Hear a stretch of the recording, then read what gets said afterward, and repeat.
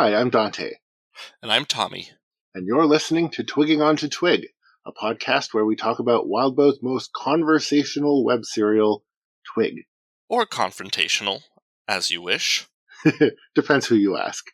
In today's episode, we discuss Stitch in Time 4.3 and 4.4. Yeah. Our audio descriptions for these two chapters are Audiobook. 4.3. Pardon? Audiobook. What did I say? Our audio descriptions. Our audio descriptions from the audiobook. 4.3. Well, it appears this won't just be a leisurely jaunt through a quaint little storybook town. Whoever could have guessed. Now, who wants to hear a little more about Sai's backstory?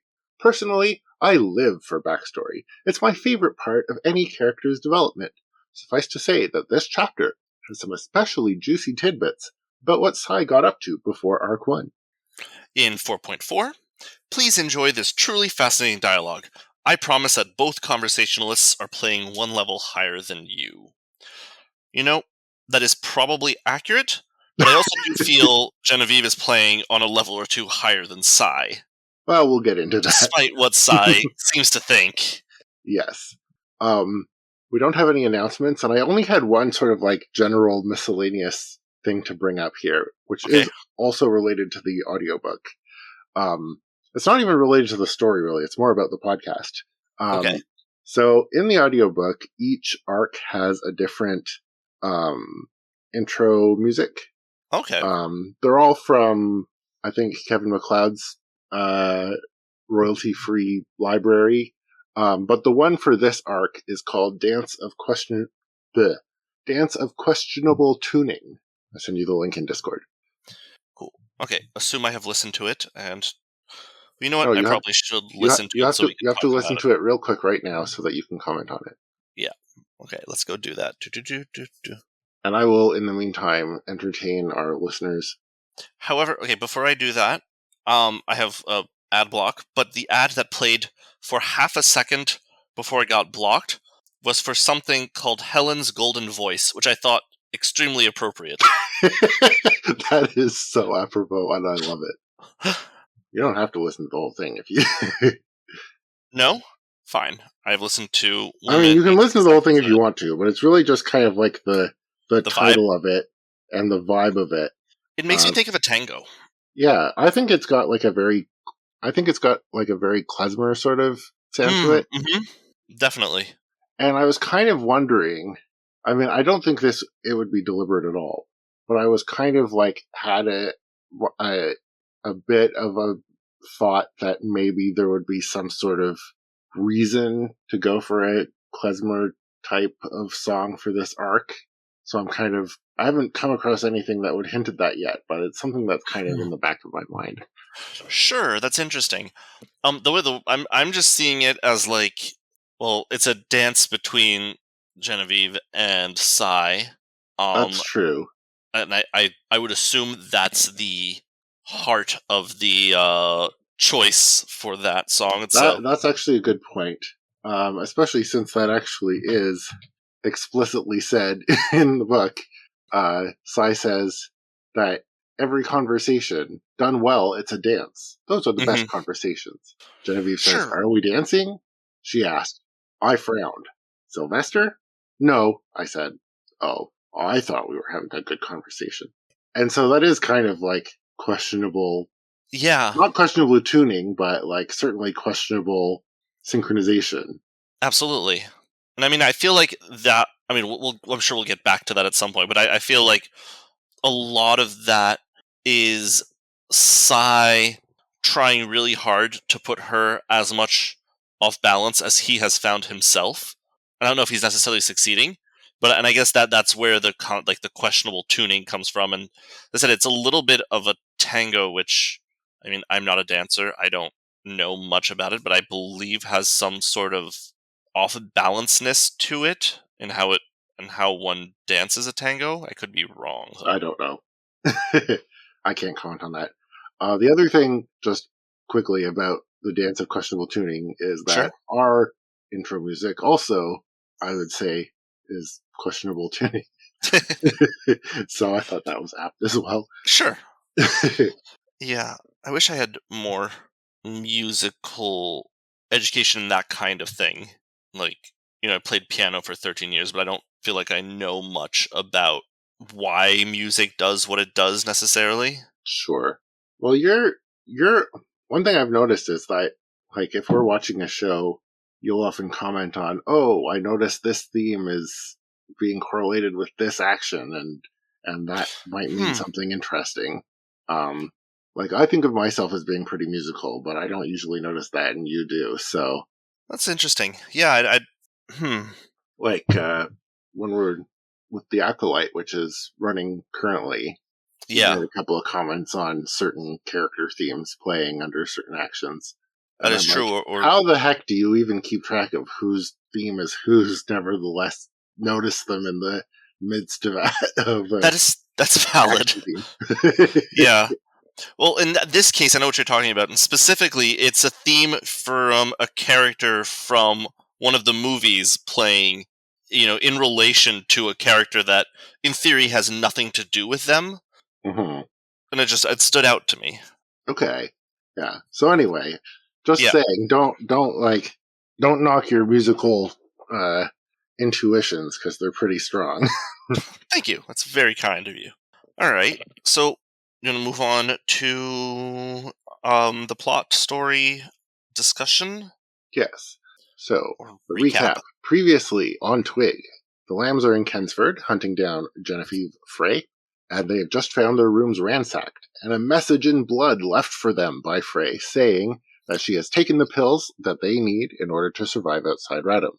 In Stitch in Time 4.3, the Lambs discuss their options and decide that they need to either head back to the Academy or steal pills from another visitor from Radham. And while they ultimately choose two, they're kind of like hedging their bets, it feels. And they're like, alright, if we do this and this and this, we still have time to get back to the Academy with some damage. Um, they raid the post office. Helen pinions the postmaster. Good choice of word there. The postmaster, while the others rummage through the mail, they identify 4 individuals who have received mail from Radham and who might, therefore, have pills on them. They pay a visit to 3 of the individuals without any luck. On the way to the 4th place, Jamie sees Wendy in the crowd. Cy and Gordon immediately give chase, and they split up, and he is brought to an alleyway, or led to an alleyway, where Genevieve Frey is waiting. She invites him to talk. In Stitch in Time 4.4, they talk. That's it. All right, Genevieve plot and Sylvester, discussion. Genevieve and Sylvester have a conversation where they get to know each other better. To Sai's confusion, Genevieve doesn't try to verbally spar with him. Instead, she tries to get to know him, and then offers for him to join her and rule the galaxy as father and son. Or, I guess, long lost brother and sister? Or friends, I guess. In the end, Genevieve uses needles embedded in her fingernails to knock out Sai as gently as possible, and We've Sai seen wakes those up before. in a nearby restaurant with Genevieve gone. Yeah, those needles were prominently featured in Boyle, Yep, but this is the first time we're seeing them in the in story this proper. story. Yeah. Um, where did I put this down? I think I put it under Frey.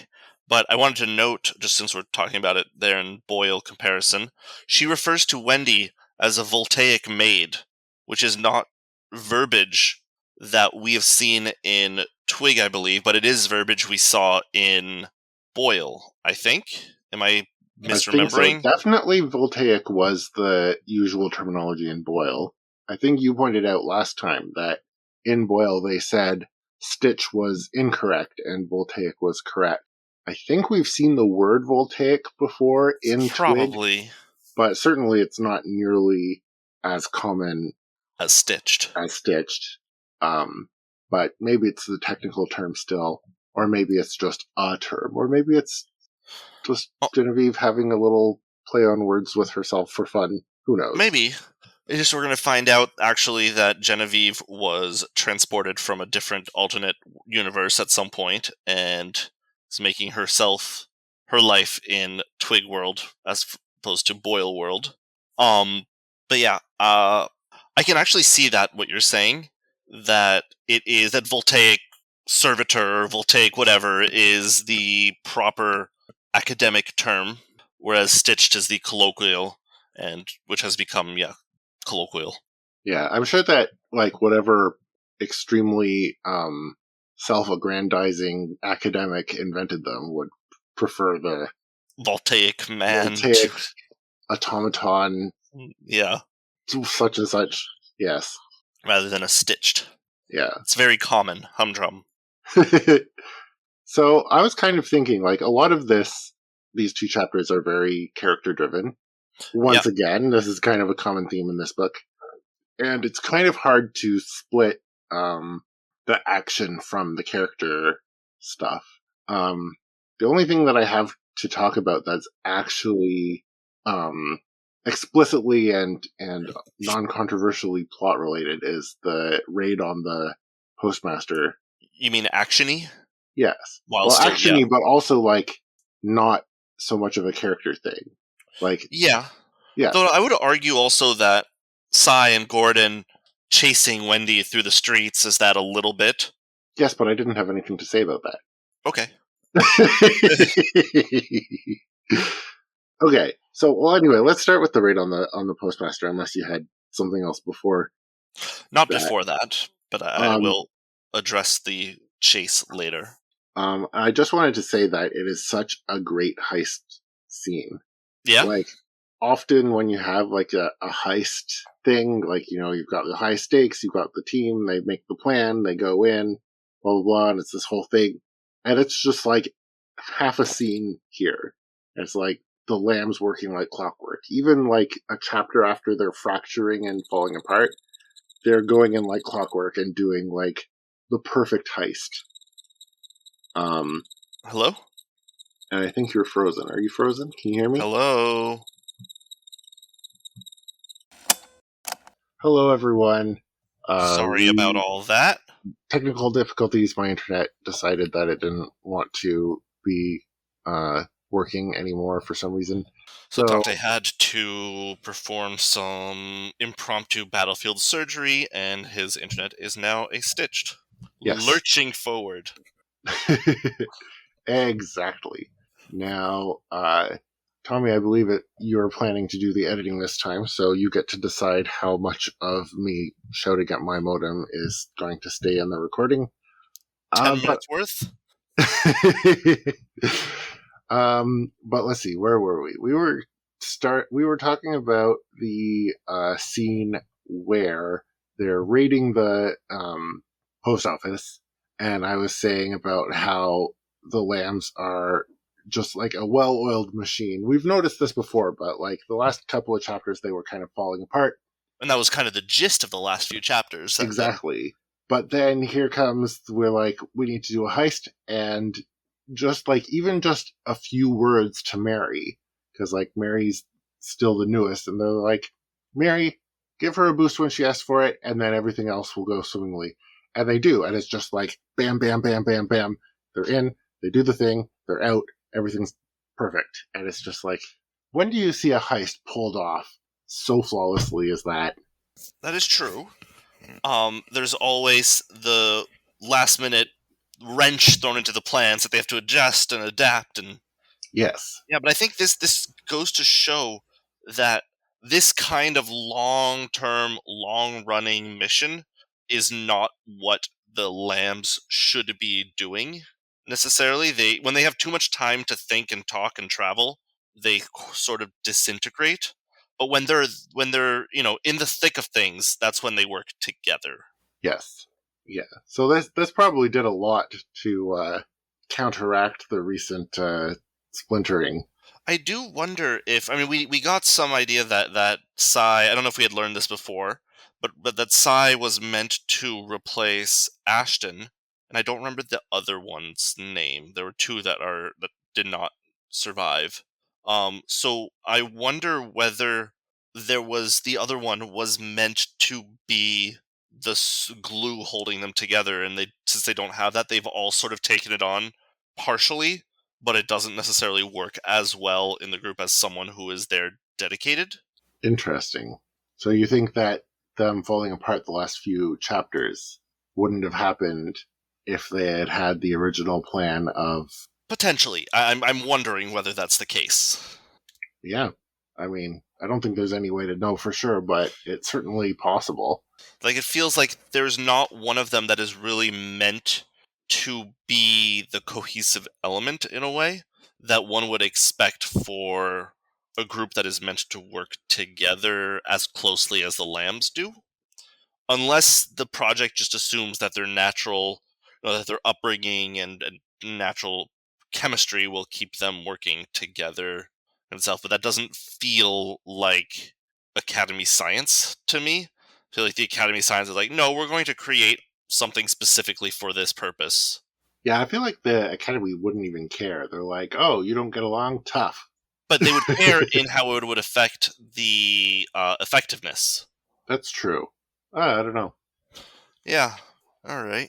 It's an interesting thought. I did have a question about the post office scene. Last time you suggested that you thought the postmaster might be in on Genevieve's plan to steal the pills. Oh, I wasn't very serious about that. I don't think he's in on it. He seems like a hapless guy who probably let Genevieve, she came in with a smile or something and pretended to be, their cousin or something. Like, oh, I'm picking up something for them. Can I just bring it to them quick? Type of deal. Someone who got played.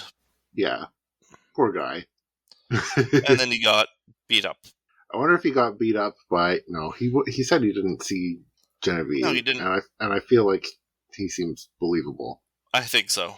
Yeah, it'd be kind of rough for him if like Genevieve had come in, done this exact same routine with Warren and Wendy and Dolores, and yeah, except it's Warren the one who does the climb on the desk opinion thing. That's a strong desk. I wonder. They talk about Warren's body and that she got him a new body. Do you think she grew him a body, or do you think she found a dead person and stitched his head on, or what? I don't think she found one because he's so friggin' enormous that bodies like that aren't just lying around. We did have that hint that she had stolen some cloning technology. That is true. But I think that she had made Warren a body before that.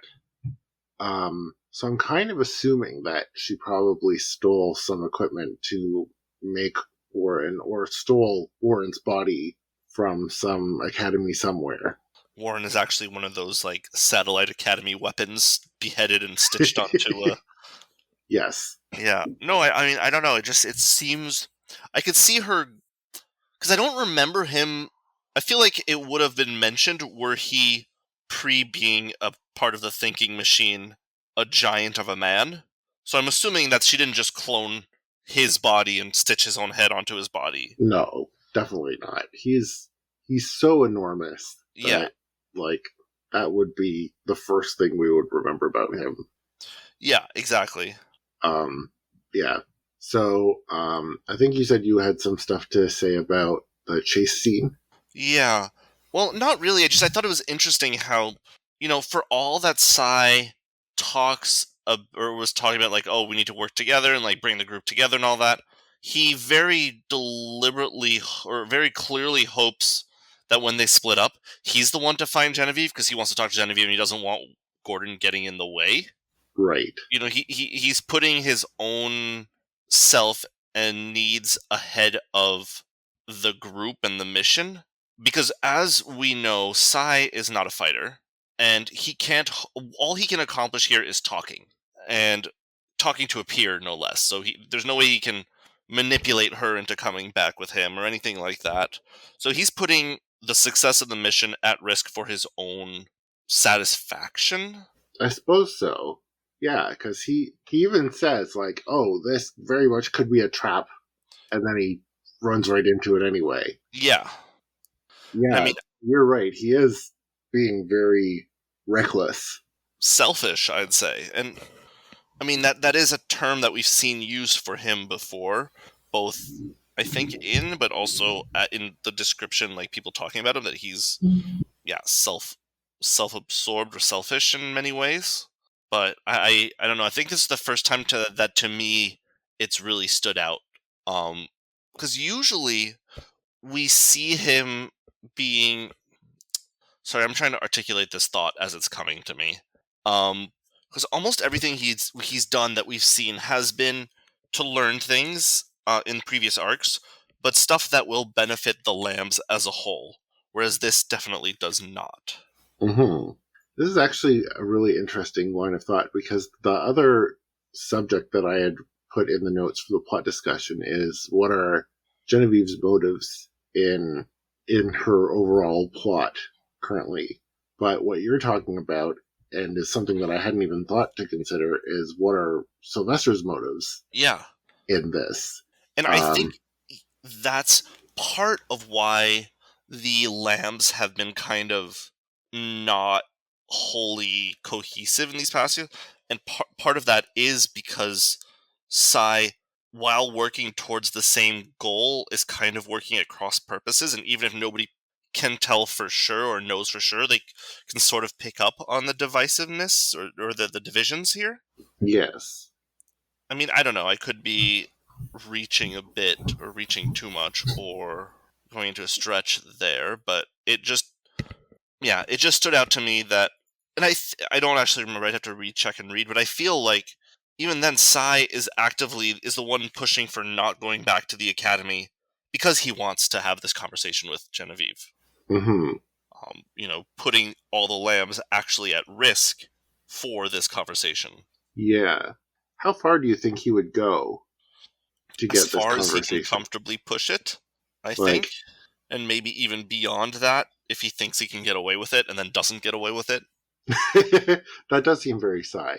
He'll be like, "Oh yes, I can have this conversation and make it back in time." And then he gets the conversation, doesn't make it back in time, and everybody is like in a trap because of it or something. Yeah.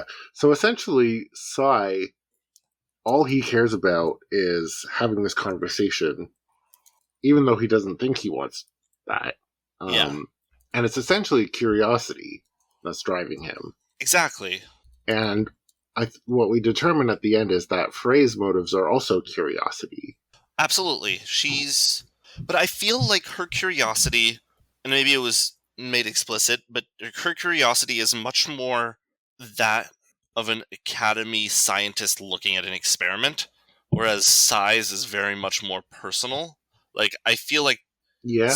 To her, Sai is this interesting oddity, whereas Sai's like, I want a connection. Hmm. And I think that's sort of represented by the fact that she was kind of expecting to talk to all of them, not just Sai. Yes, because she's curious about all of them. Yeah, and not Sai more than the others, really. I think Sai more than the others, but yeah, not to such a huge extent that she would be like Yeah, seeking him out directly, specifically, or separating specifically. him from the rest. Yeah. Whereas like Sai has no interest in having a conversation with Wendy Yeah, or Warren. Um, though to be fair, I feel like the dynamics the of the dynamic is groups are completely very different. Yes. different, but Yeah, that's really interesting. So now both of them have satisfied their curiosity. Do you think they satisfied their curiosity? I think Sai has more questions than oh, answers here. absolutely. But I think Genevieve is like, yeah, this is good. I know who Yes. you are. I am not really that impressed. I'm sure we'll talk again later. 'Cause I really do feel like Genevieve was expecting more of Sai than she got. Yeah, I think so. We'll talk about that more later in the Yeah, character section, I think. But yeah. So yeah, aside from those, like most of the rest of what happened in this chapter is just people talking to each other. So we can talk about that in the character section. But is there anything like specifically plot related, like with the whole um, trying to track down Genevieve no, I don't think business? so. Nothing specifically. Yeah. Not that the line between what's plot related and what's character related is Is really well existent. defined at all.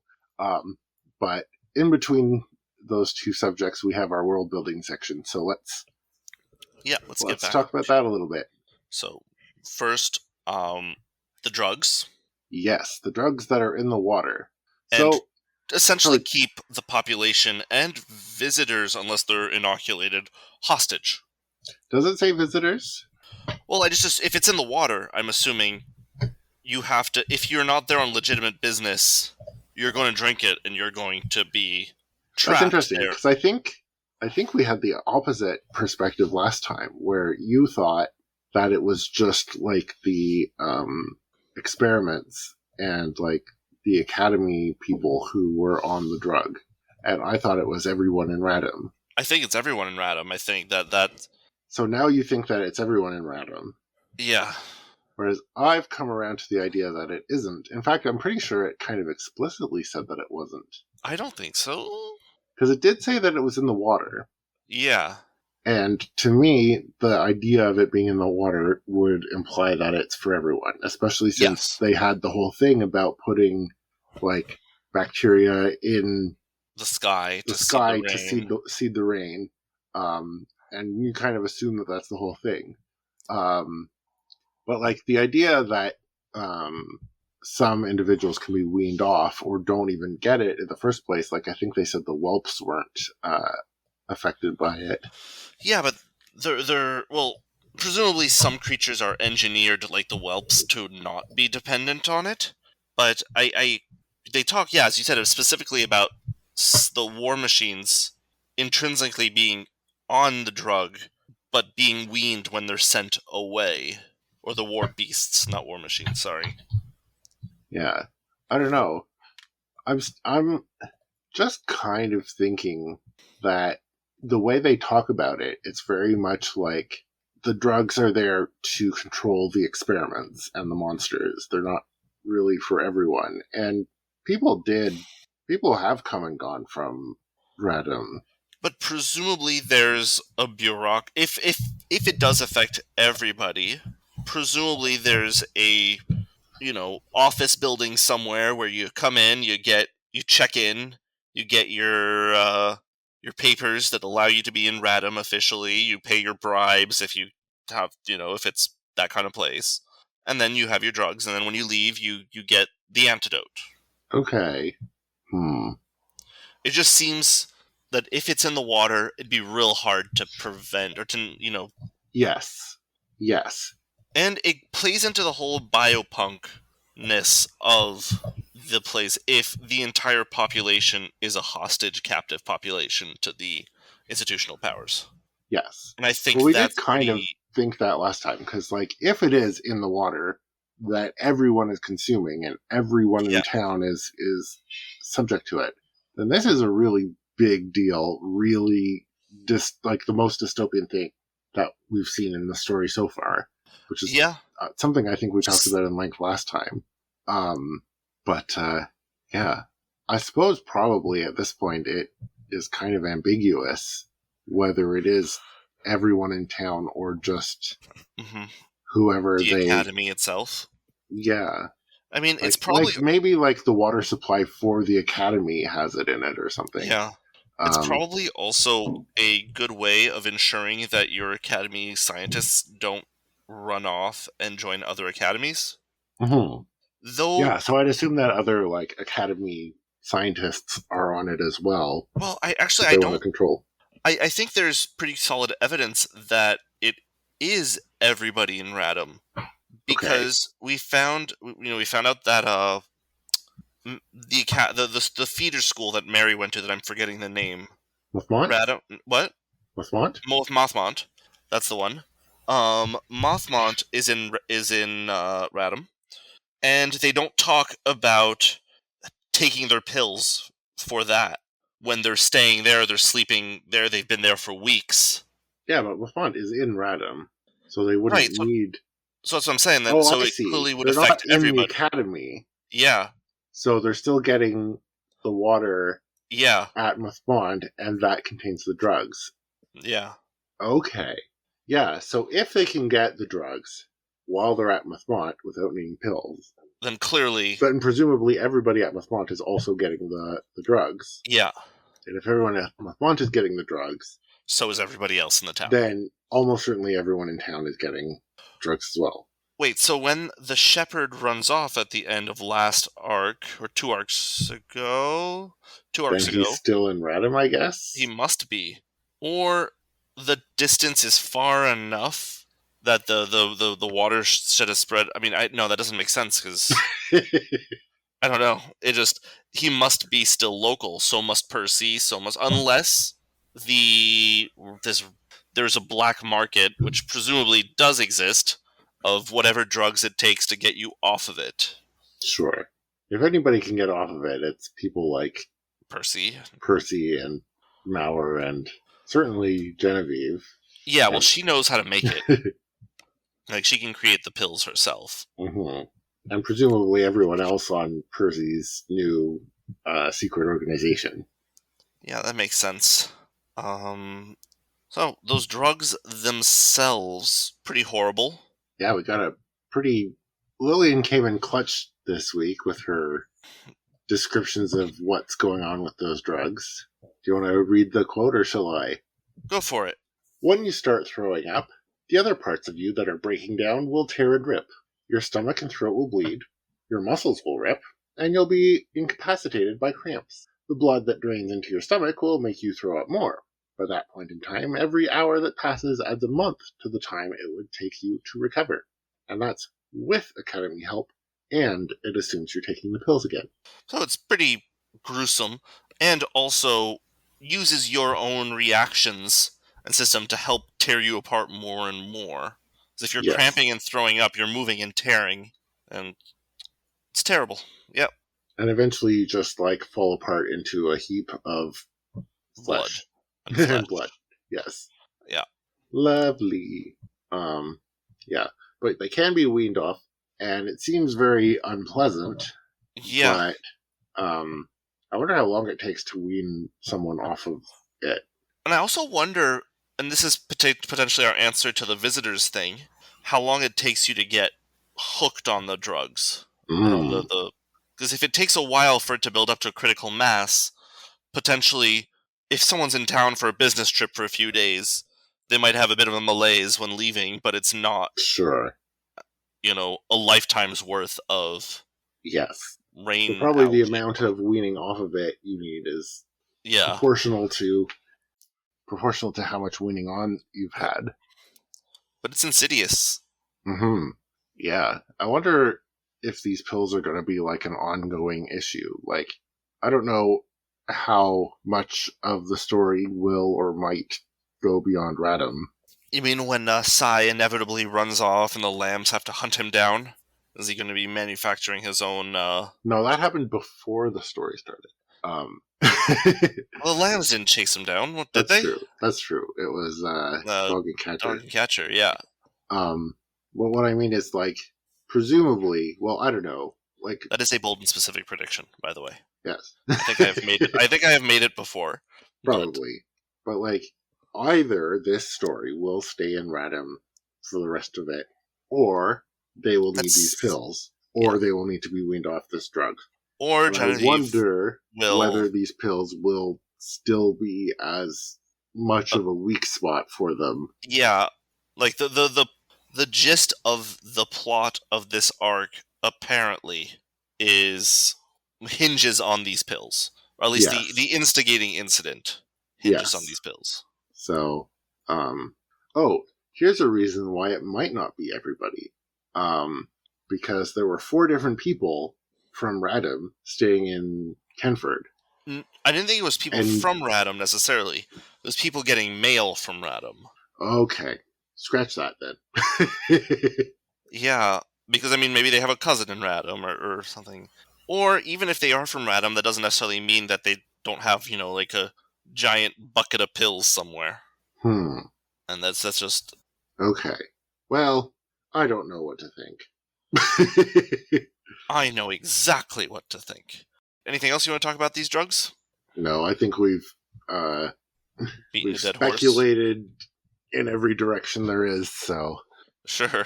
The other interesting thing we saw, kind of just generally, was this professor competition for Radham.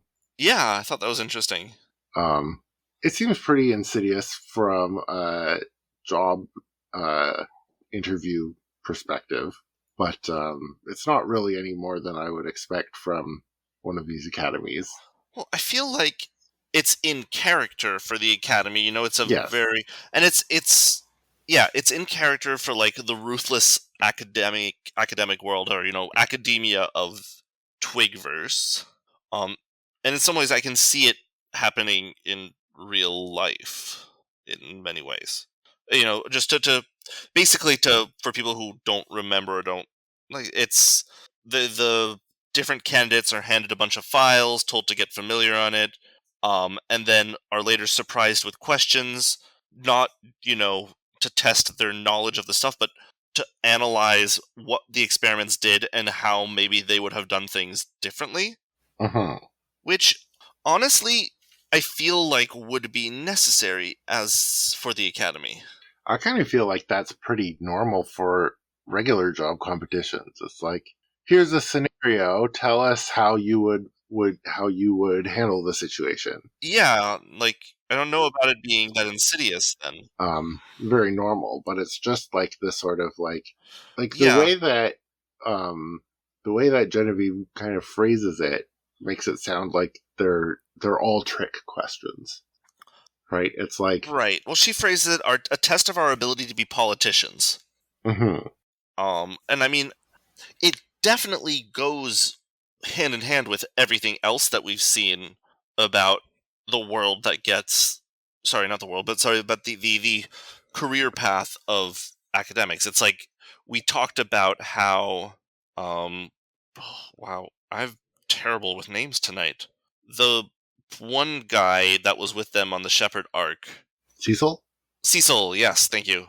We talked about how he was not destined for great things in the academy, because the moment he's given a lab, something that most people in his position are probably ready to murder for, he's like, Mm-hmm. "Hey, can I just give it to my buddy instead? I don't really have anything I'm working on that's interesting."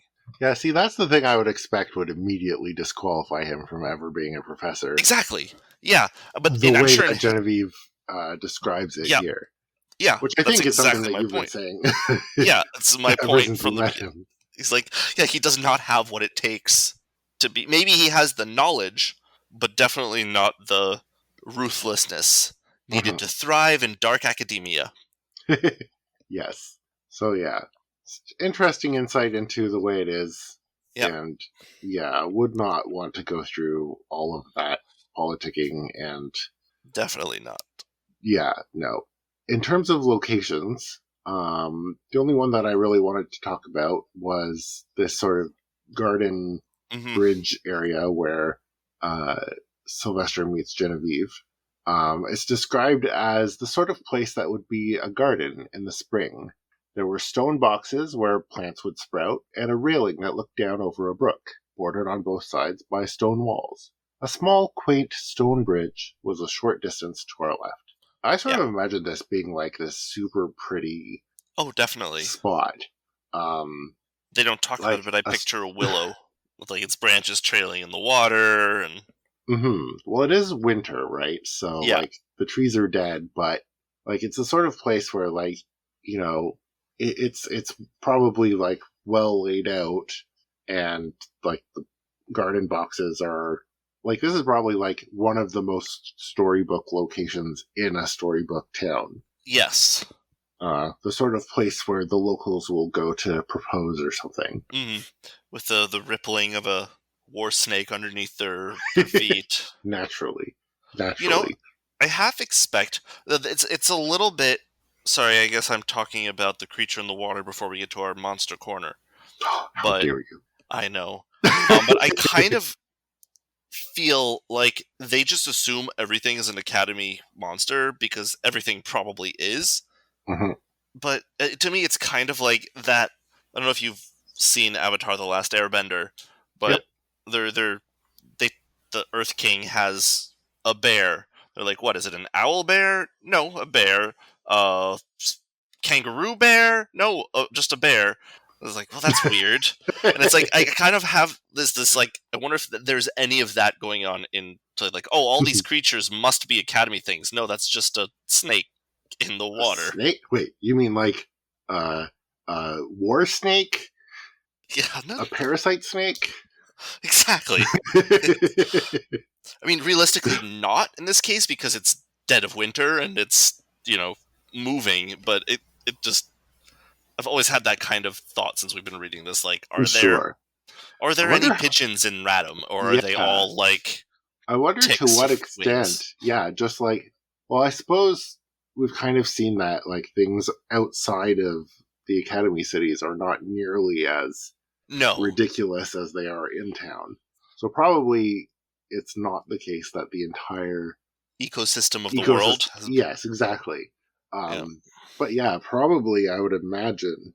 I certainly have a mental image that every single organism living in Radom is affected by yeah. the Either academy deliberately system. engineered or Hmm. a product of something gone wrong. Hmm. Like probably even like the house centipedes are like up to They were something designed. insidious. They were designed to clean up the all the dust and vermin and pests, but also to spy. Yes. But no, I guess we did see there were cats, and they were in the first arc, in the first chapter of the first arc. There was a litter of cats that was eaten by the cat Oh snake. yeah, that's true. Which I guess is a sign in of itself that natural fauna is being outcompeted by engineered fauna. Hmm. And I mean, obviously, that's just a sample size of one, but it it it is kind of how we picture the cities, at least. Yeah, yeah. But I guess like the fact that there are stray cats around and monsters that would prey on cats are pretty rare because Yeah, like it requires a rogue scientist to to have make built one. but yeah, I mean, that's part of the thing, though, that all it takes is a rogue scientist to create something that replicates itself, and I'm Yes. sure that happens. Oh, I'm sure. Probably they have like a bunch of cities that have just been like abandoned Infested. uh because Yeah, of yeah, something. that's Um, a horrid thought, but yes. yeah.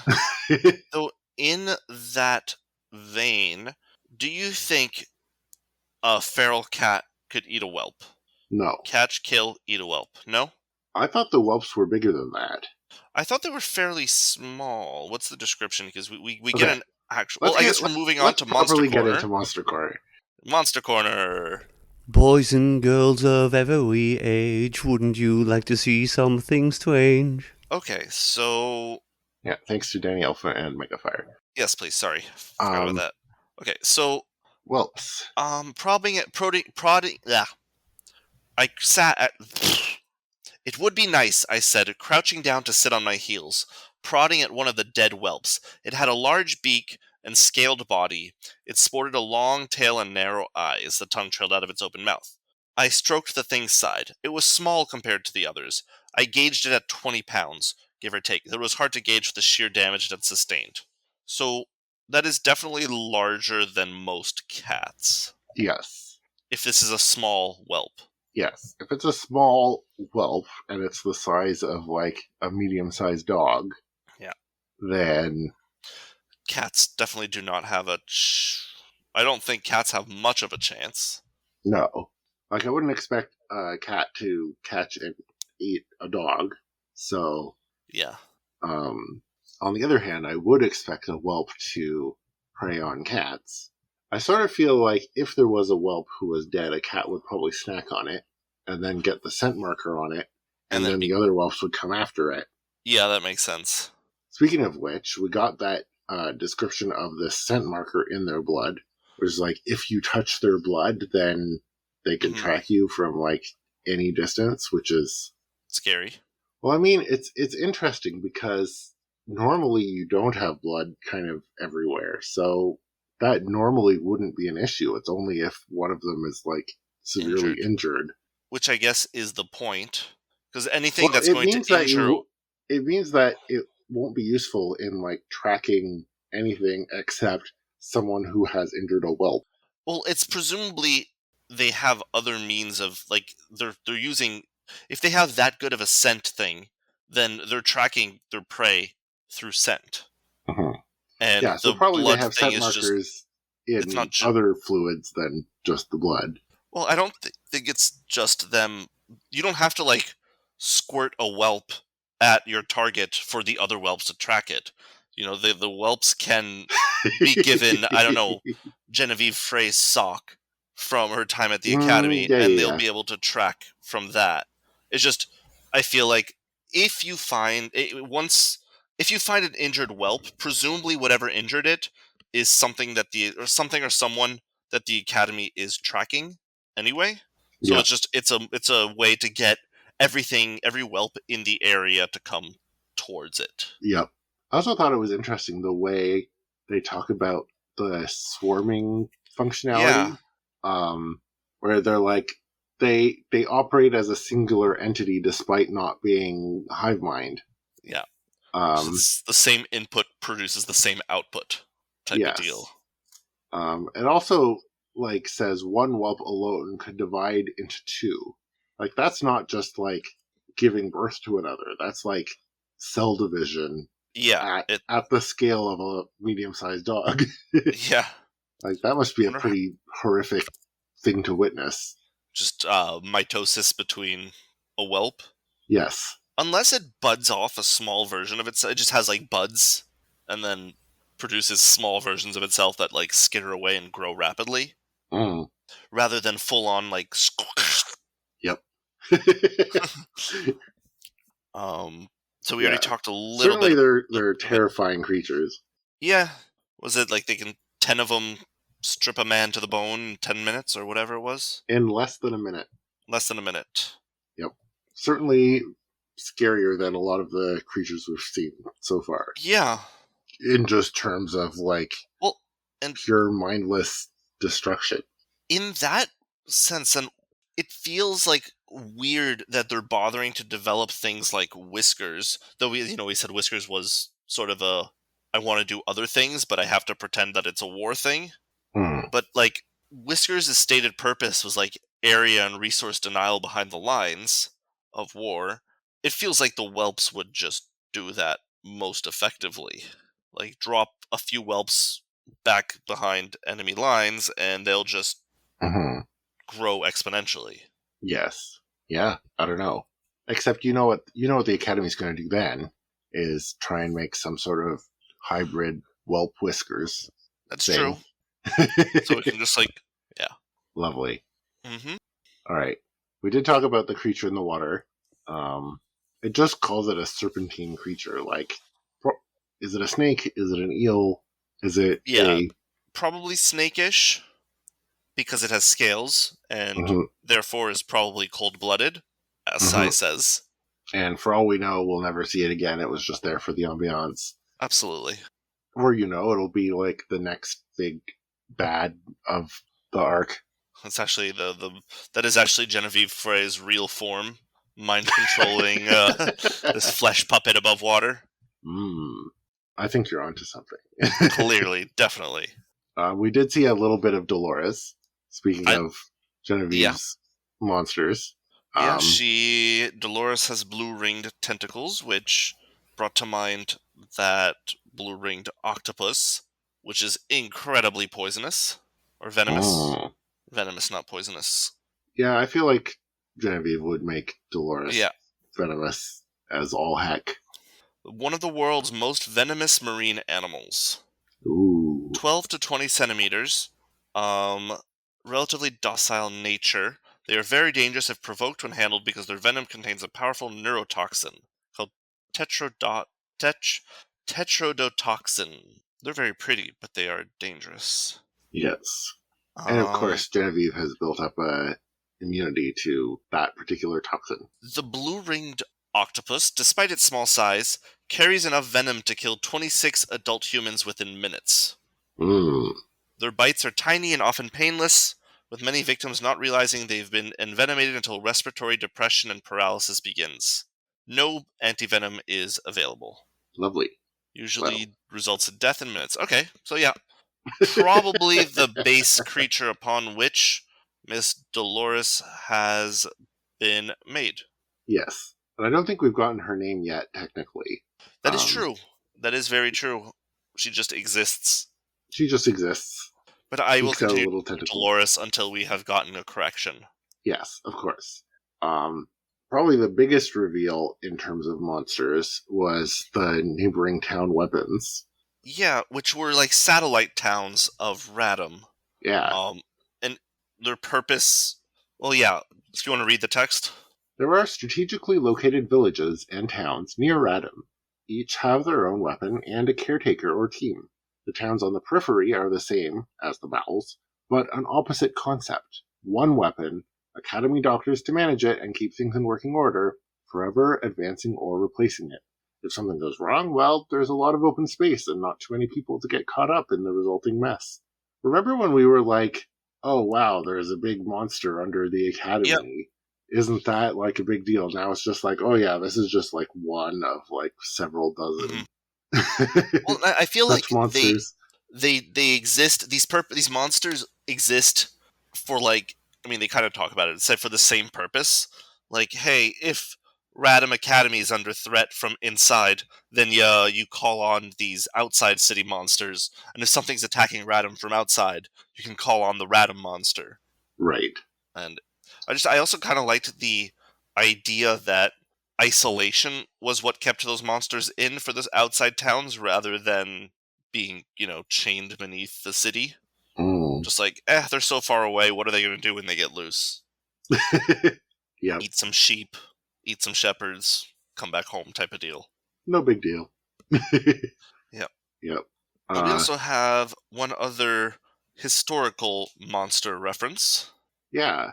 So this is historical references and Monster Corner. We have this concept of Balfour soldiers, which are described as people who drink some sort of concoction which turns them into big, scary, monstrous versions of themselves, a la Jekyll and Hyde.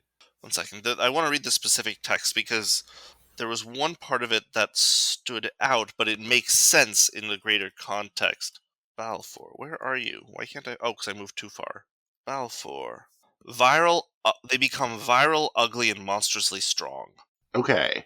Which, the way I imagine it is it's kind of... It takes everything that, like, the soldier is and, like, ramps it up to 200 or whatever. And I just... Interesting that just of the words chosen, virile is one of them. There's a whole breadth of adjectives out there that could be used to describe a powerful, brutish soldier. And I think there's some like pretty horrifying implications. That's one of the 3 words chosen. Well, I think Mr. Hyde was Rapey? virile in that way, wasn't he? I think so. It's been a long, long time since I read that, so I don't quite remember. But I think, that he was... Well, because he's all of Dr. Jekyll's worst impulses, right? Like, that's the point, is that he's the opposite man of Jekyll, right? Yeah, it's the... I guess... yeah. Trying to separate the good parts of himself from the bad parts of himself. I suppose we ought to do like spoilers for The Curious Case of Dr. Jekyll and Mr. Hyde. Too late. You missed it. Too We late. spoiled it already. Yep, sorry. Yeah, so this is a clear reference to that book, not just in the fact that if you know anything about that story, you would recognize the description, but also the name that Wildbow has given them, Balfour soldiers. Balfour is Stevenson's mother's maiden name. See, I'm find it interesting you look at, because Balfour, to me, my first thought is the Balfour Declaration, which is like one of the founding documentations on like in the... I think it's the 1910s of Britain starting to send or to allow Jewish relocation to Israel or to Palestine. Okay. And I mean, that doesn't really relate to anything, but that's kind of where my mind went when I read that, and then I read your notes, and I was like, that feels a lot more accurate to where Wildbow was going with this. Yes. Let me look at that. So the Balfour Declaration is so called because of Arthur Balfour, Yep. the United Kingdom's foreign secretary. And I guess he's enough of a big deal on his own, and the name is popular enough that I'm not going to find anything about a relationship between him and Stevenson. Oh, probably not. No, nothing obvious. But, it's probably just a common name. But I thought it was interesting specifically about Stevenson's name Balfour, because that name Balfour to Stevenson is very similar to the way the name Wollstonecraft Mm-hmm. is for Mary Shelley. Right. Like it's both of their mother's maiden name, but it's also a part of their own name. For Mary Shelley, I think it's her middle name, Wollstonecraft. Right. For Stevenson, Balfour was like one of his middle names that he eventually dropped. I did not know that. Robert. Okay, yeah, Robert Louis Balfour Stevenson. Got it. Mm-hmm. So, yeah, this is sort of the way that historical figures appear in this story is by their mother's maiden name that also happens to be their middle name, but not really anymore because of personal circumstances. Yeah, and I wonder if it'd be interesting to keep an eye out for that kind of thing later on, if it's just like a sort of nod and wink Wild Bo is doing at the audience here. Honestly, to me, the thing that I find the most interesting is the fact that both Stevenson and Shelley have this type of name associated with them that can be used for this purpose. Because I feel like this is a pretty uncommon circumstance that a name, yeah. But maybe it would have been more common historically. Maybe. Like, maybe that was just, I mean, I don't know, this is entirely hypothesis based on these two things, but maybe people did that, they took their mother's, or they were given mother's maiden name as, like, a middle name. Yes, I think that was fairly common. But, then, kind of later dropping it, or... Yeah. Well, it gets... Or whatever it gets long having a long name. Sure. Yeah. I speak from experience. Mr. Tommy. Yep, that's me. I dropped so many O's in my time. All right. So that's all I had to say about monsters, about historical references, about world building. So now we get to talk about characters, and specifically about our Sylvester character corner. And Genevieve. Character corner. Go ahead. You should sing us a character corner song. We'll need to have another contest. All right. So the obvious main main character, I'm not sure what the right word is here, but character beat or character discussion or is Sylvester versus Frey.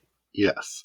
And I wanted to start out with a question from one of our listeners, 40I2, who said last time, or maybe the time before, about Frey, you say that she is like Sai because she takes Wyvern, but what does that mean exactly? Sai is what he is because he fit to fill the hole in the original idea for the lambs, while Frey grew in a completely different academic setting, unlike anything the lambs have experienced except maybe Lillian.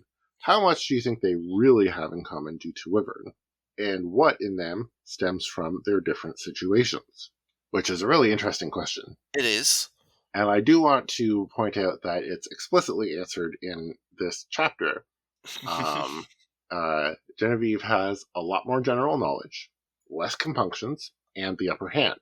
But she can't pee standing up, so that's a point for Sylvester. Yeah.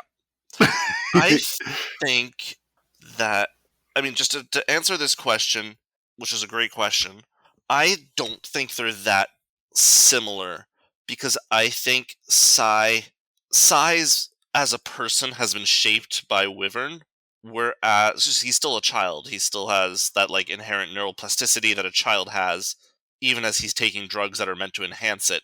Who he is as a person is so dependent on Wyvern, whereas Genevieve was a fully formed adult, largely, by the time she started taking Wyvern. She had a personality established. She had ideas. She had opinions. She had a sense of self, I guess, that I don't think Sai necessarily had. Mm-hmm. And that has to inform who they are as a result of Wyvern very much. Like, a Sai's self is built on Wyvern, whereas Genevieve uses it in addition to herself. Like, it's the framework upon which Sai is built, whereas it Right. is very much not the framework upon which Genevieve is. It's just Mm-hmm. the paint on the outside of the building type of thing. Yeah, for sure.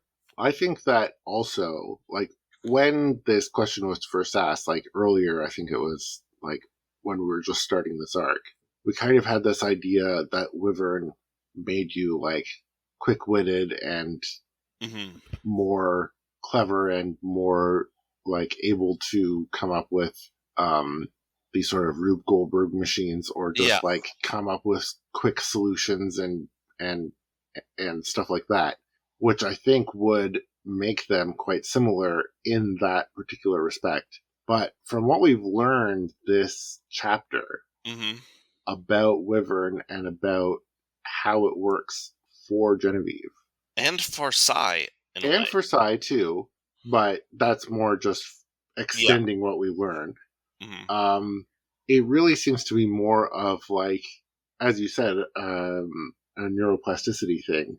Where it's like it enables you to strengthen those pathways in your brain on the specific things that you choose To learn. to learn and to excel in. And it So probably makes it really, easier to just pick up stuff, but yeah, there's still learning involved. There's still mhm, work and yeah. effort. So when it says what in them stems from their different situations, well, from what we've learned this chapter, Everything. everything that they get from the Wyvern drug stems from their situations. Yeah, enhances who they are. Like, it not enhances who they are. Sorry, it allows them to push more towards what they want.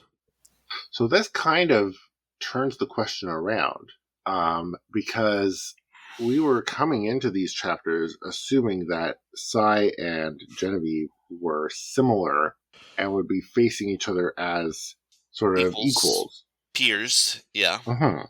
But given just this fact about how Wyvern works, which is the whole thing that makes them similar in the first place, is there any reason to think that they would have anything in common? No, which is honestly pretty sad for Sai, Yeah. because he's coming into this expecting a partner in a way, Hmm. and he's definitely not. What he's getting is a super brain academy scientist. Yes. So yeah, I don't think that there's any reason to think she has any of Sai's strengths at all. And certainly when they had that discussion, right? Sai is Yeah, expecting her to do this conversational dance thing, that he's and doing. Yeah, she doesn't at all, because that's not who she why is. why would she, Yeah, any more than anyone else? She's got her strengths that are probably foreign to him, and well, and I wonder how she came across, or how she was expecting this conversation to go versus how it went. mhm. It does feel very much like she had the upper hand throughout that conversation. Yes. So And sorry, go ahead. no, go ahead.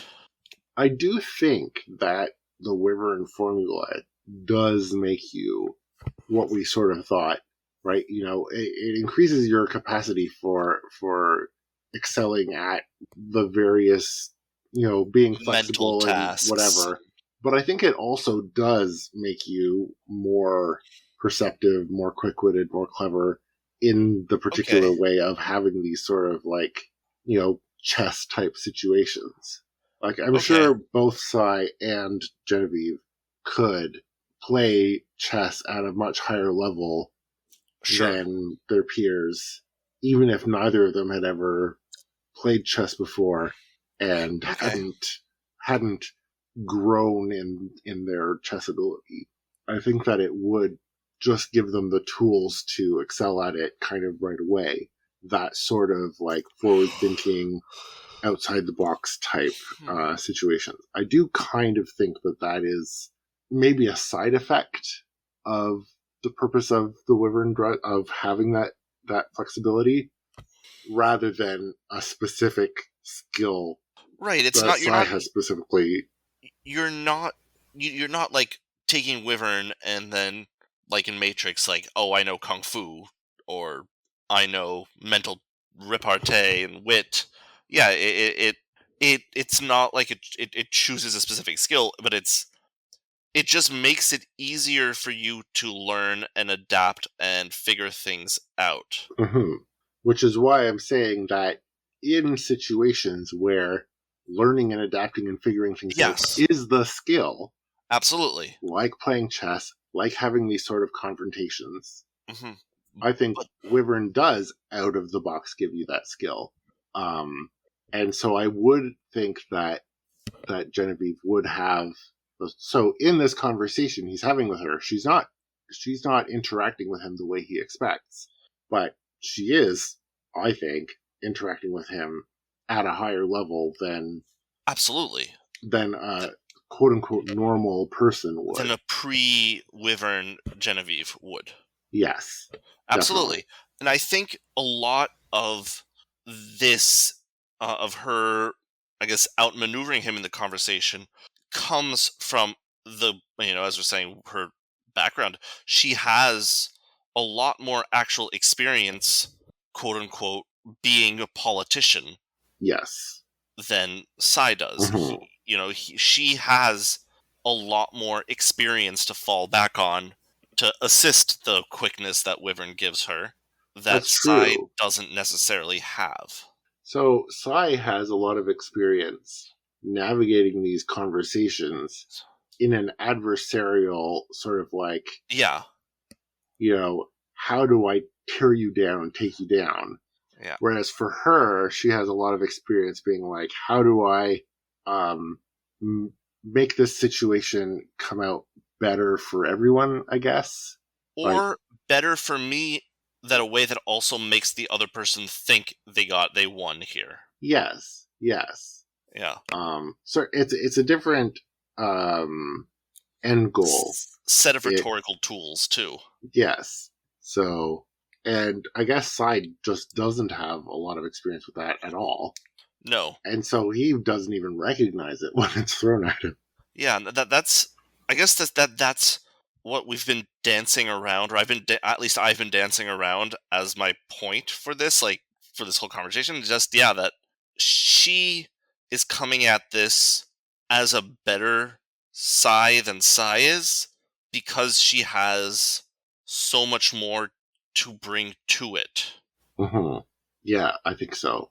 And yeah. I wonder whether this would have been apparent to Sai or Jamie or Gordon or Helen or Mary or Lillian, but probably less so. Maybe Mary, had the whole of the lambs been there rather than just Sai, as Genevieve had expected. Would one of the other ones have picked up on stuff that Sai did on not? The fact that she's outsieing Sai? Yeah, in a way. I think they would all see that she had the upper hand over him. Yes, but whether would they be able to identify why? I think Helen would, just because of what we've been seeing about Helen and how she's a lot more perceptive than we give her credit for. I think Helen would be the first to. And I think Helen also is the one who has been trained specifically in the same kind of rhetorical. Perceptive. That's a word. I think Wyvern makes you more perceptive, kind of out of the box. Okay, sure. As part of what it does to make you better at whatever. Speaking of Helen and such, I think that it's also worth at this point, I don't know where else to talk about this, to talk about Ashton. Yeah. And that reveal about how the Wyvern drug for Sai essentially was to make him be able to replace Ashton. And Genevieve gives us this whole explanation of what Ashton was supposed to do, but without telling us anything about it. I still feel like we don't know anything. Yeah. It's like Gordon is good because of this, Helen is great because of this, Ashton would have been this for other reasons, and I'm not going to tell you what those other reasons are. And you Yes. have had to fill in this gap, and you're doing okay at it. So One thing I also noticed from that, just real quick as a note, the Lambs were supposed to have a counterpoint to Helen, your Galatea. They would work as a team, each one with different social strengths, both actors beyond compare, a work by Ibit, and a work by a team derived from his first version of the Galatea. That, to me, implies that Helen is Galatea 2.0. yes, I think that is exactly what that's saying. Okay, cool. I'm glad we're on the same And page. Ashton is Galatea 1.2. Yeah. Or like the Galatea fan fork. yes. The Nega Galatea. Yep. Likeable for entirely different reasons. I wonder what the heck that means. Yeah, if we base on Sai and how Sai is fitting in that role, presumably Ashton would have been a really good liar, and that's how he would have been likable, by being able to read and tell the people what they want to hear, need to hear, and yes, which is why Sai filling that gap has made him that way go in that direction. Yeah. But Sai, I don't think, is inherently likable to other people. Certainly he's not likable for that reason. Well, yeah. In fact, he's quite annoying. It would have been interesting to see what... It was Ashton, and the other one was Evelyn? Yes, I believe so. I'm... Especially since we're just getting Ashton stuff here. I mean, curious to see what Ashton and Evelyn would have been like. And I know we've said that before, but... Yes. And, I'm wondering whether that means that Ashton would have been likable and would have been the one who would have served as the, glue for the Lambs. Well, if he would have been a counterpoint to Helen, Helen would also have been a glue for the Lambs. Counterpoint. Well, to me, a counterpoint was, the opposite. Not opposite, but, So, not so much glue, but, the two sides pushing the Lambs together. Yeah. And then Gordon being the glue in the middle. Yeah. Yeah. Okay. I feel I don't know. I don't know. Maybe we'll find out. Maybe we won't. Who knows? Certainly very interesting. Definitely. I also had a completely different subject to talk about on Sylvester and Frey. And that's their philosophies that they talk about. Because they're trying to get to know each other. And they end up talking a lot about these sorts of philosophies about what they're all about, what they care about, what they think matters. I don't know if I'm wording it well, so I'm just going to say what they are. Firstly, they're talking about this idea of physical makeup and environment as being how much of you is nature versus nurture. Yes, exactly. To quote Genevieve, she says, "At the age of 6, we believe, children start to break away from their parents. Before 6, we're a sum total of our environments and our biology. After 6, we start to step away from that." I wondered a great deal about whether being dosed with Wyvern would play into that, and which direction it would go. I wondered if you were a slave to them, if the regular injections from an early age froze you at a point where you couldn't or wouldn't rebel, and if you remained nothing more than the sum total of your environment and physical makeup. And I thought this was a really interesting perspective from her, an interesting perspective on Wyvern. Well, and I think she's happy to see that he's not. And one thing that I think I should mention with this is that I think I said this last time. I had recently read Blind Sight, which is a book that Matt from Doof Media is very fond of. And after that, I listened to the Doofcast episode where they talked about it. And this is one of Matt's subjects that he likes to explore a lot.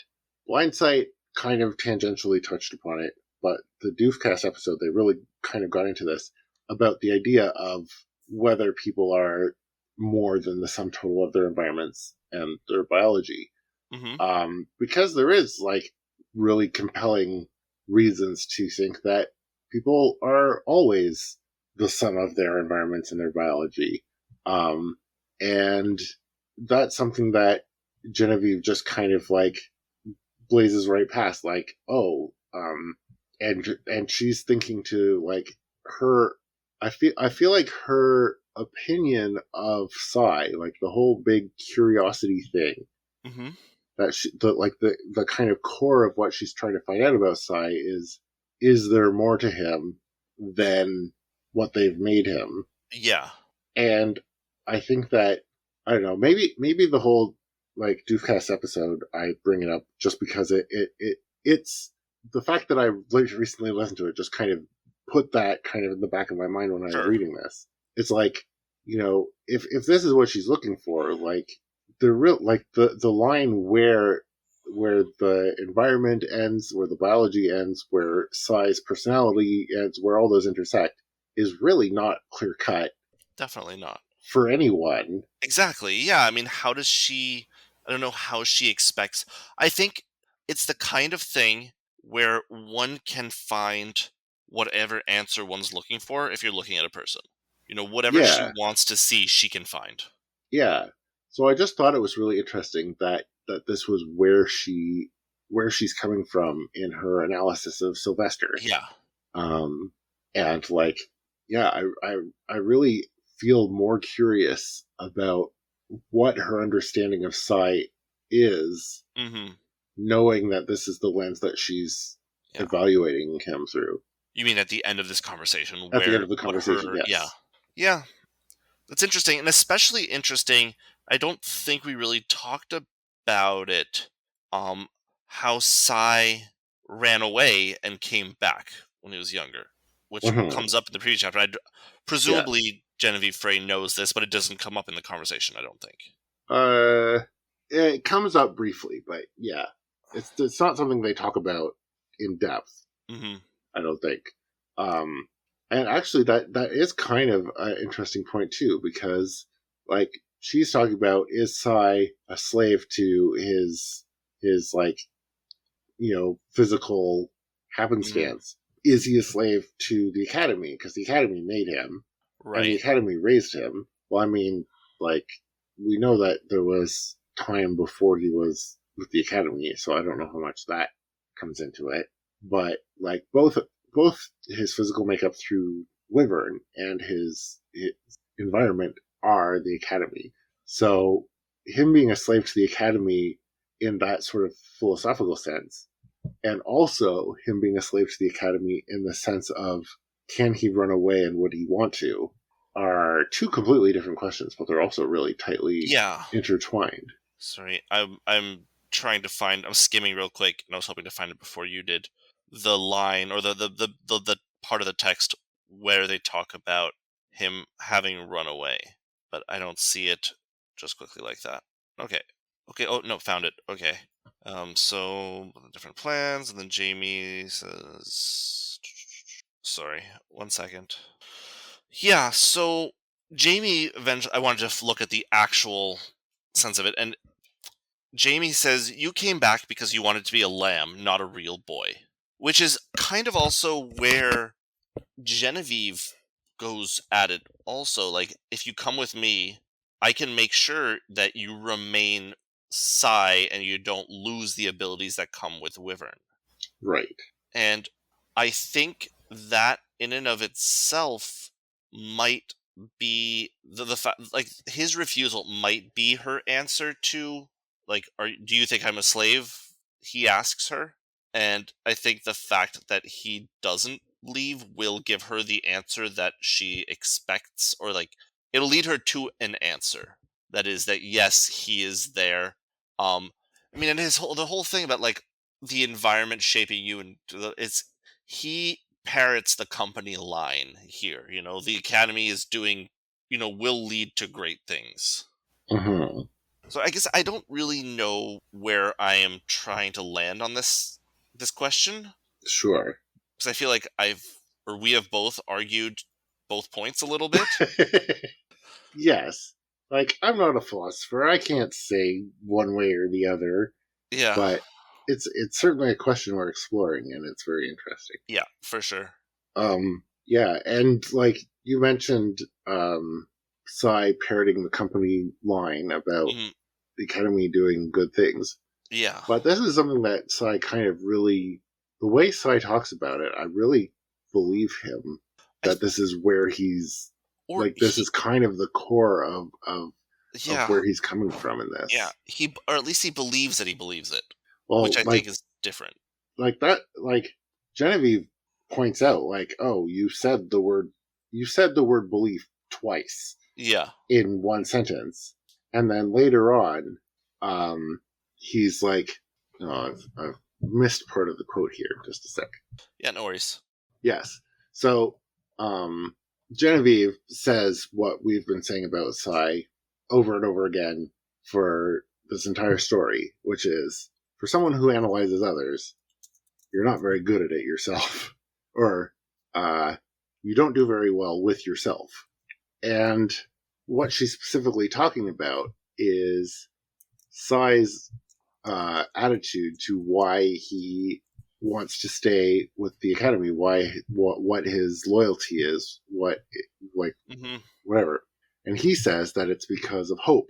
He says the Academy doing great things and coming up with new ideas and making breakthroughs gives him hope.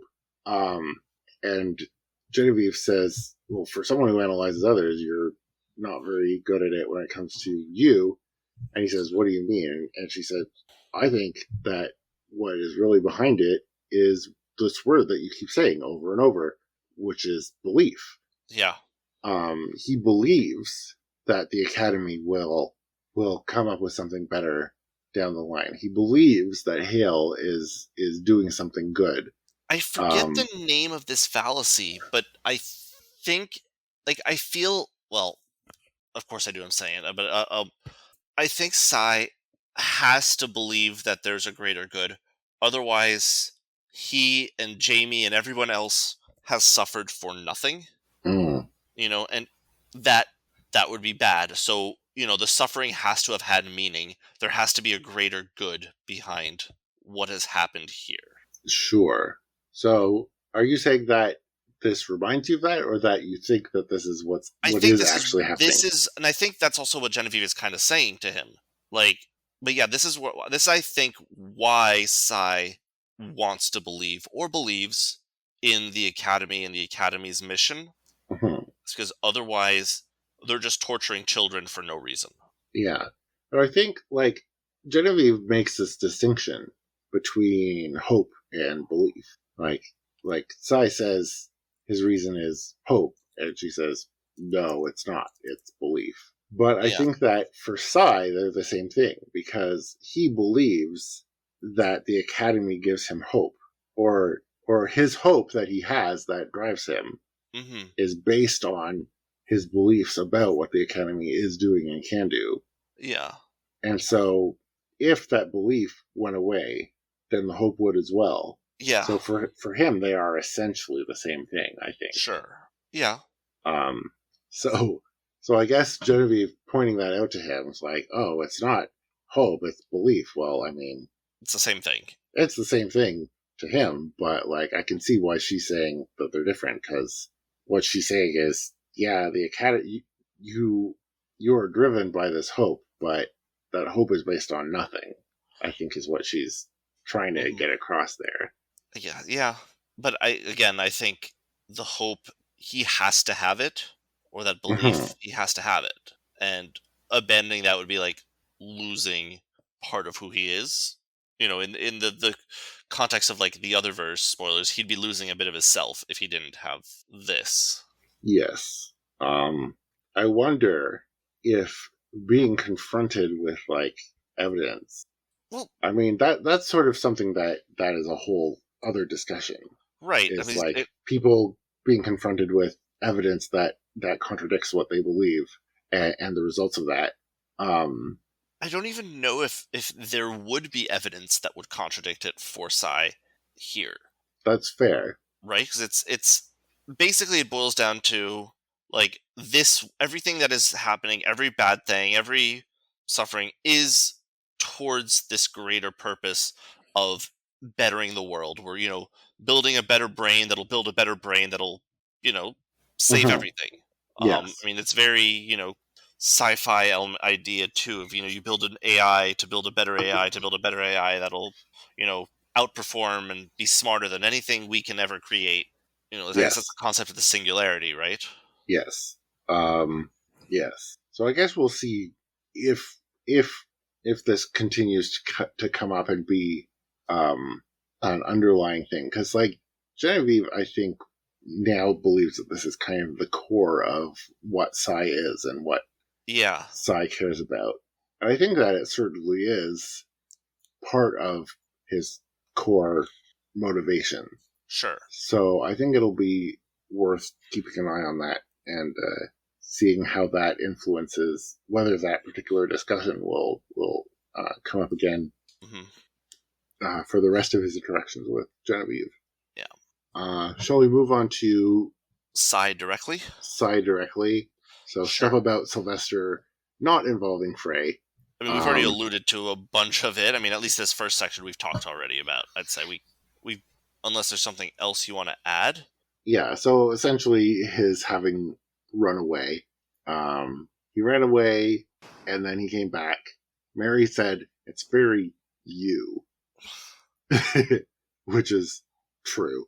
The interesting thing, I think, was he gave two reasons for returning. Well, he gave one, And Jamie gave another. and Jamie, he gave one to the Lambs, which was his friendship with the Lambs. Yeah. He missed being with the others, and Which he I'm sure is wanted true. to be part of that family, which is absolutely true.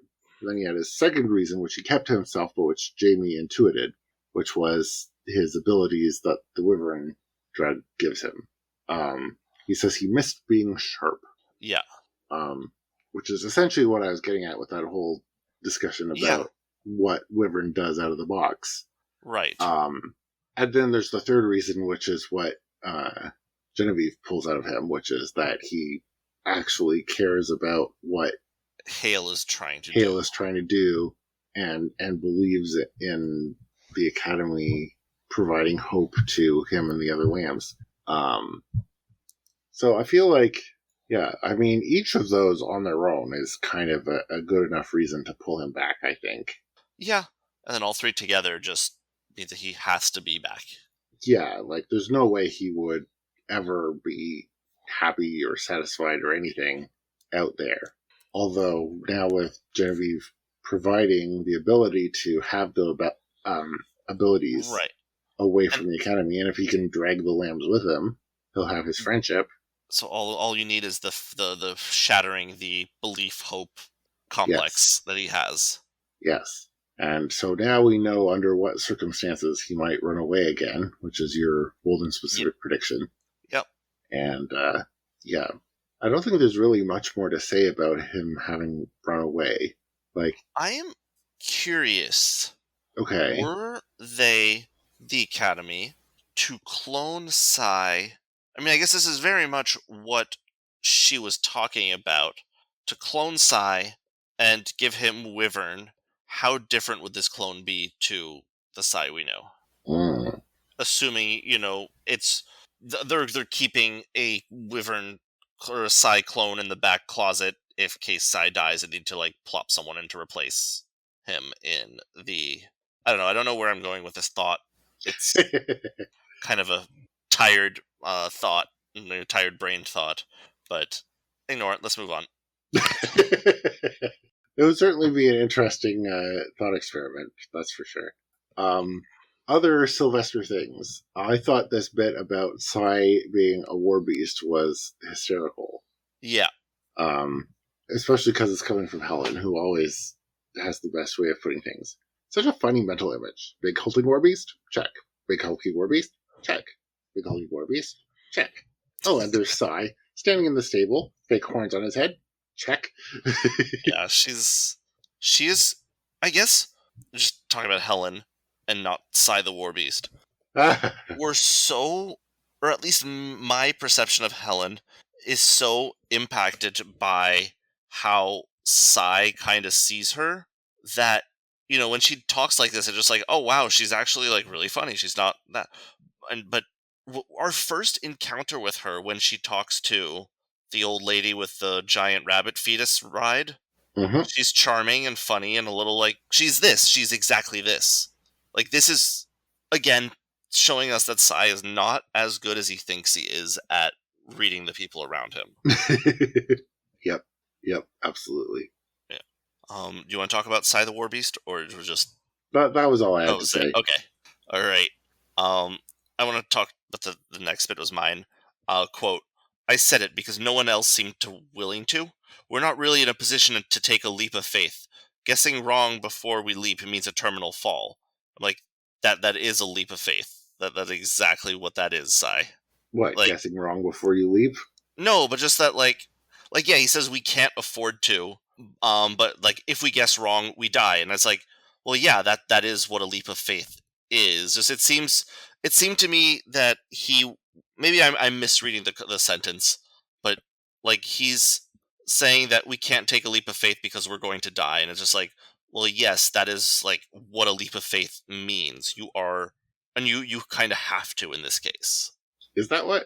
I'm not sure I'm really understanding, because well, I am less certain about it as I'm rereading my notes. So like to me, the idea of a leap of faith is like, is it goes back to what we were saying about belief. Yeah. And hope. Like if you have that belief, like I believe that this is something, like it could be wrong, but we have reason to believe that this is an option that can reasonably take, and so we'll just have to go for it.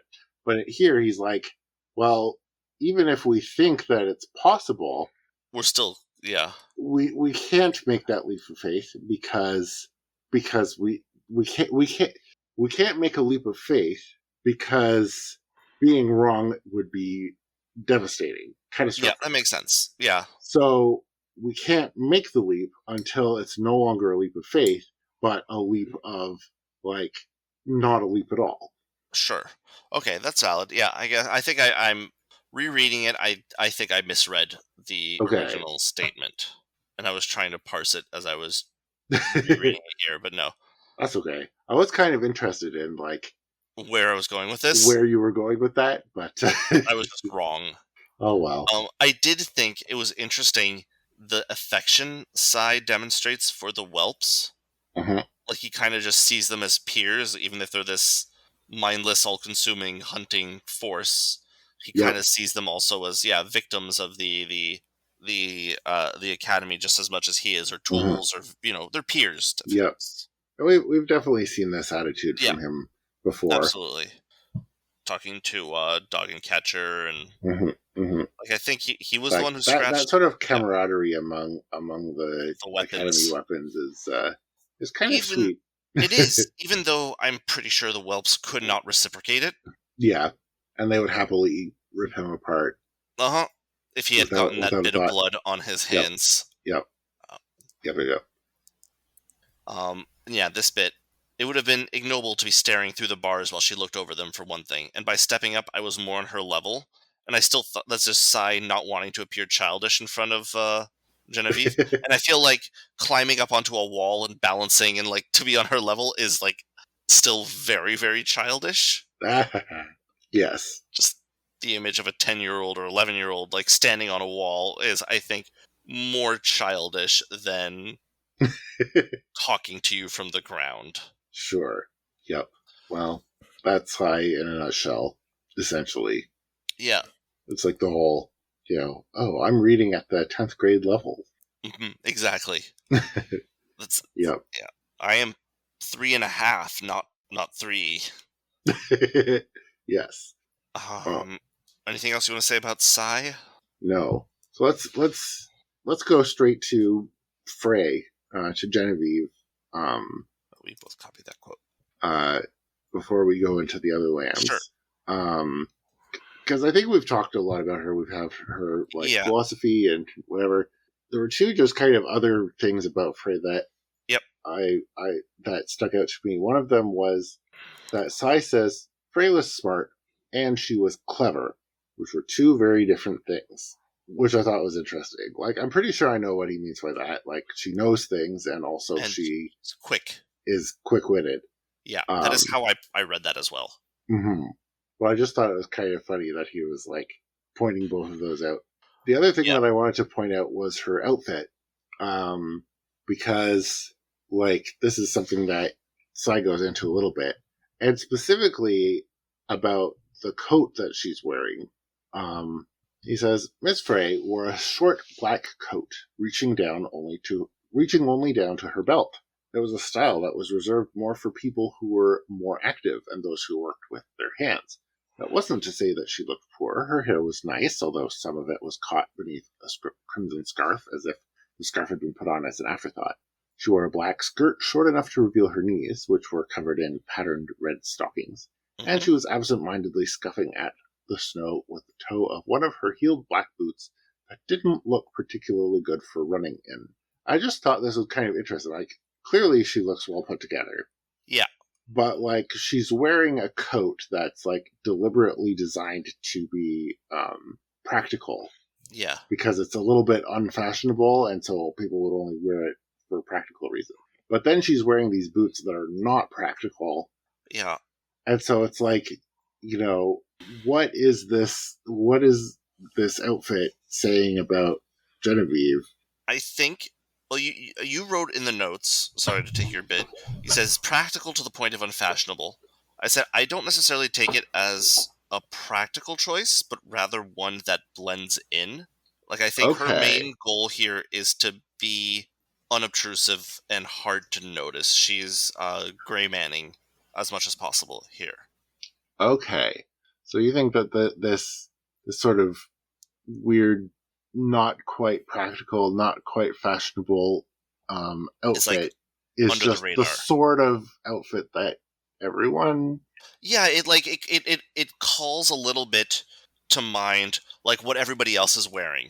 You know, like no matter where you are, it's going to be fitting in to some degree. That's fair. Because, like, if the coat isn't fashionable, then she's not going to be notable for being fashionable. Exactly. And, you know, but it's probably still, like, oh, she might be one of the countless students, you know, she's not super rich, but she's well off.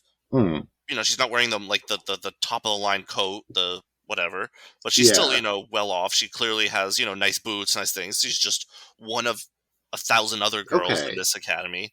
Or, you know, and if she's in, you know, the parts of town where there are, you know, laborers or whatever, it's like, oh, she's coming home from work. She's wearing a coat that, you know, she would have been working in. Just to me, it felt like a camouflage outfit. Okay.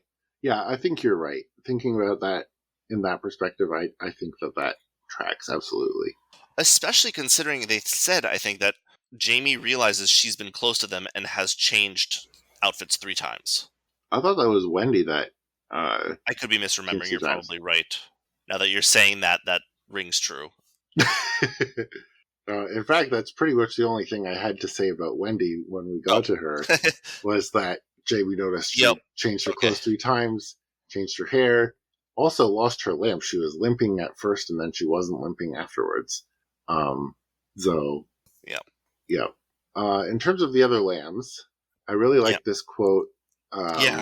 When they start preparing for the heist. Mm-hmm. And Sai says, I like the look on people's faces as they transition from being children to being lambs in their element, being more anxious or less, expressions changing, minds switching gears. I just thought that was a great image. It's just like, they're a bunch of kids, and then they are the lambs. It's their Avengers Assemble type thing. Yes. And they get into that well-oiled machine that could do the heist that we talked about earlier. Boost her up and then she'll do it. Yes. And then just like quick call outs to some of the other ones. Lillian, I thought, had this really great moment with describing what the deal is with the drugs and what would happen if you didn't have them. Like, all the others, their lives are in her hands, and that it often is, but like this was definitely a good moment for Lillian. Yes. Yeah. Helen also had a great moment where she was called annoying when they went to that guy's house to try and see if he had pills, he said, "I don't know who it would be, and you're annoying," he said. The door slammed. Helen turned around very slowly, almost dazed. She hissed. Well, I'm sure that's, like, annoying is not part of the repertoire that Ibit has taught her. Mhm. The social manipulation does not include annoying, so it must be, like, particularly galling for her, who is... Yes. I just thought it was funny, like, It is, absolutely. being dazed at being called annoying. Yeah. And then hissing like a cat. Yeah. It's just like, I love... Have I mentioned that I love Helen? Gordon and Jamie I also wanted to call out, and I guess Mary as well. Like, we see bits of character from them, but they're mostly just, like, more of the same. Like, we see Gordon showing good leadership, we see Jamie being compassionate, and Mary being competitive, but I don't think there's really anything particularly new or remarkable to delve into.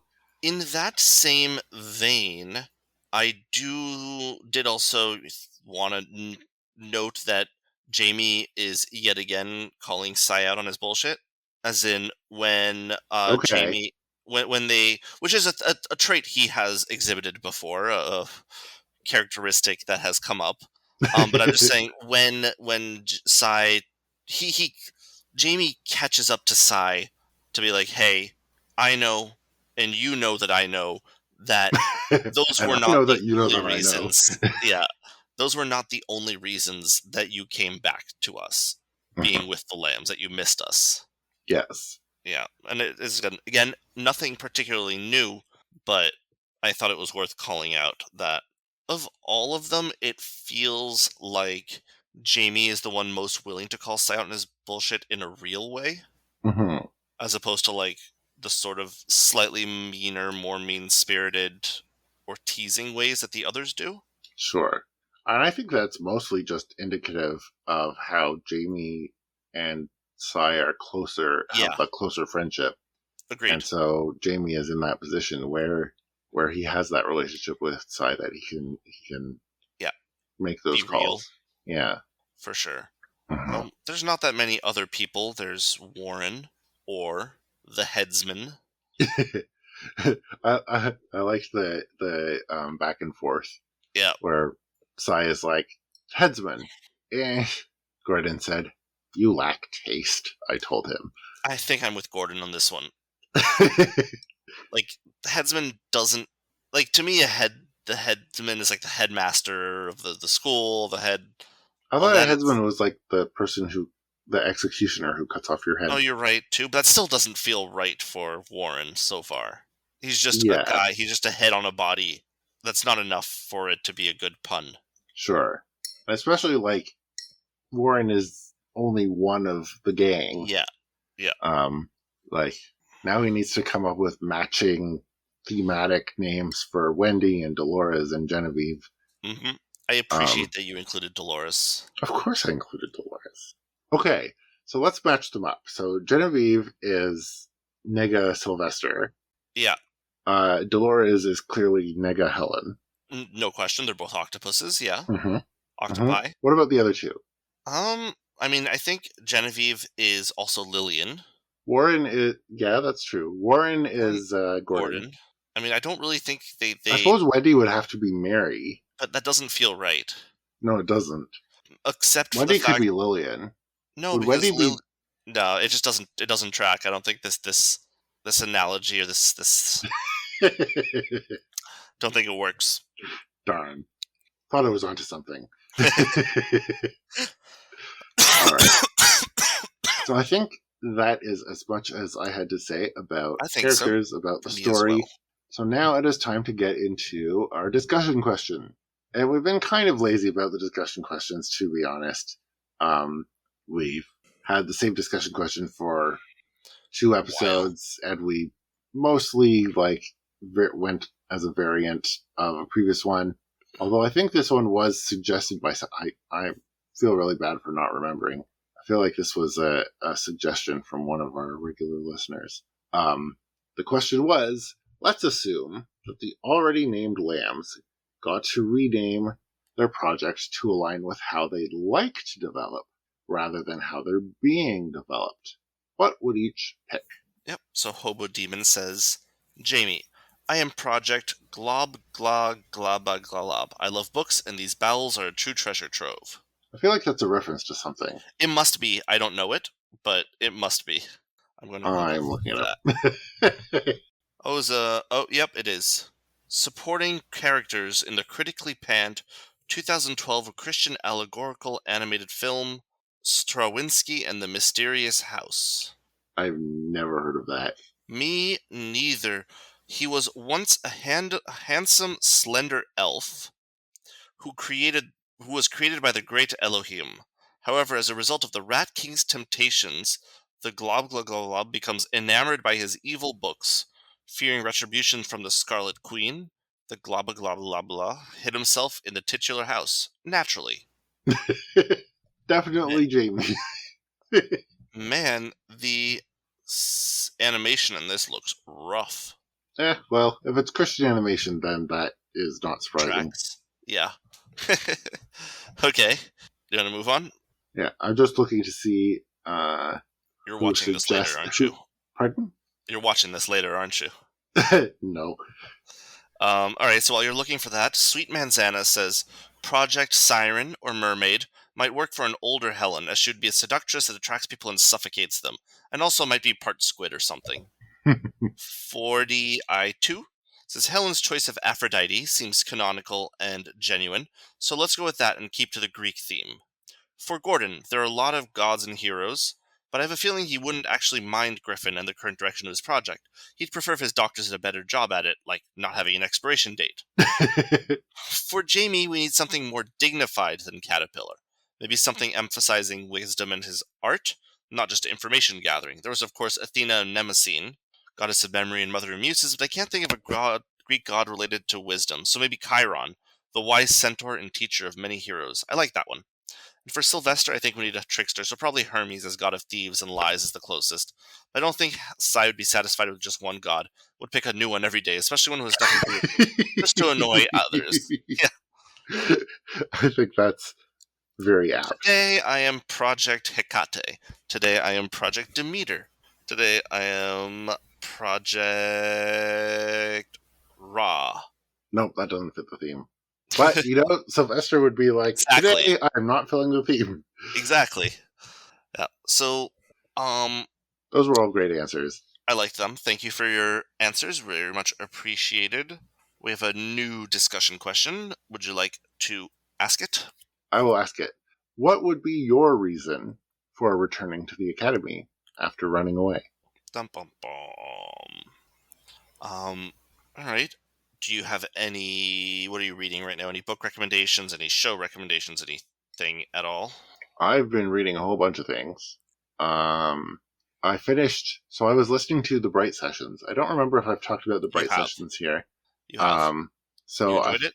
I did enjoy it. It's one of my favorite audio dramas, and I definitely recommend it to anyone who enjoys the character of Jessica Yamada. Yeah. In Worm would enjoy the Bright Sessions, I think. Okay. I really enjoy it. There were 2 or 3 spin-off series that were paywalled when they first came out, but which I never had a chance to listen to, and I listened to them, and they were very fun as well. Oh, good. That's nice. So now I've listened to the entire Bright Sessions canon, and I enjoyed it immensely. Good. I also read Emily Wilde's Encyclopedia of Fairies. Okay. Which I specifically recommend to you, Tommy, because it is 100% in the type of books that you have recommended to me. Okay. I will look into it. I absolutely will look into it. Sure. How about you? What are your recommendations? Recent? Well, last week I read this transcription of was it Ring of Solomon or was it you that posted that? Yes. Yeah, I read through that. That was interesting. The Testament of Solomon. Yep, that's the one. I read that. It was interesting to read. You transcribed it from where was it? It was like a publication of like a Jewish literary society from the 1800s. Right. Yeah. Yeah, I Yeah. typed it up because there wasn't any really good readable web versions of it anywhere when Pale was coming out. It Mhm. has a lot of relevance to sort of the real world folklore that Wildbow draws on in Pact and in Pale. Yeah. So yeah, what did you think? I thought it was very interesting. I was happy that you had posted it. Was that it was interesting. I liked to read it, especially in the context. I reread fairly recently the Bartimaeus books. I don't Okay. know. Have you read those? Yep. Yeah. Okay. Yeah, and it has there were definitely some uh connection, especially to the Ring of Solomon, Yes. which is the prequel to those books. Have you read that one? Oh, there's a book called The Ring of Solomon, which is A Bartimaeus book. It's about okay. his time in the court of King Solomon. Okay. I I have did that not if know you that there want was to a borrow prequel. it. Yeah, maybe. Sure, yeah, I like them. But yeah, it was interesting. I reread those books fairly recently, so I guess I reread those recently, and they are very enjoyable as a book Mhm, series. mhm. What else have I read recently? Well, I didn't enjoy it all that much, but Stephen King's Cell. Um, I liked a lot of different elements of it. It just felt like three different stories that were mashed together because he wasn't quite sure what to do with Mm. them. Like it felt like it was three different short-ish stories or novellas that became one. Well, I suppose you can't be like perfect every Yeah. time. Well, especially at the volume that Stephen King has written, Yes. most of them are probably not great. I haven't read that much Stephen King, and I don't necessarily like his writing style all that much. I know that marks me as a heretic in the Doof Discord, but I've not liked most of the things I've read of his. Just his style. Okay. I've enjoyed the stories. I've enjoyed like some of it. It's just I. It feels like the way he writes is a lot of the characters sound very similar across books, and they don't sound like real people. Okay. Okay. Yeah. The Other only than Stephen King I've read has been the Dark Tower series, which which I I'm actually have not read. live reading. And I feel like the characters in there are really well developed, but Okay. like, it's all one story, so I don't Hmm. know how it Yeah. compares to other stories he's written. Yeah. They do all have very unique voices, though, but like, they're also very different people from different cultures and different backgrounds, so like, Sure. that is kind of easy. Yeah. Yeah, for sure. That I don't actually have a book. Well, that's a lie. I picked up that today. Well, Sam, went walking with Sam today, and we have one of those neighborhood like mailbox libraries just down, and Oh, Sam fun. loves pulling books out. We put a bunch of books in there pretty regularly because Sam likes to pull books out, even things that he won't obviously not read, but he handed me was it The Power, which I think was made into a TV show fairly recently. I haven't heard of Um, it.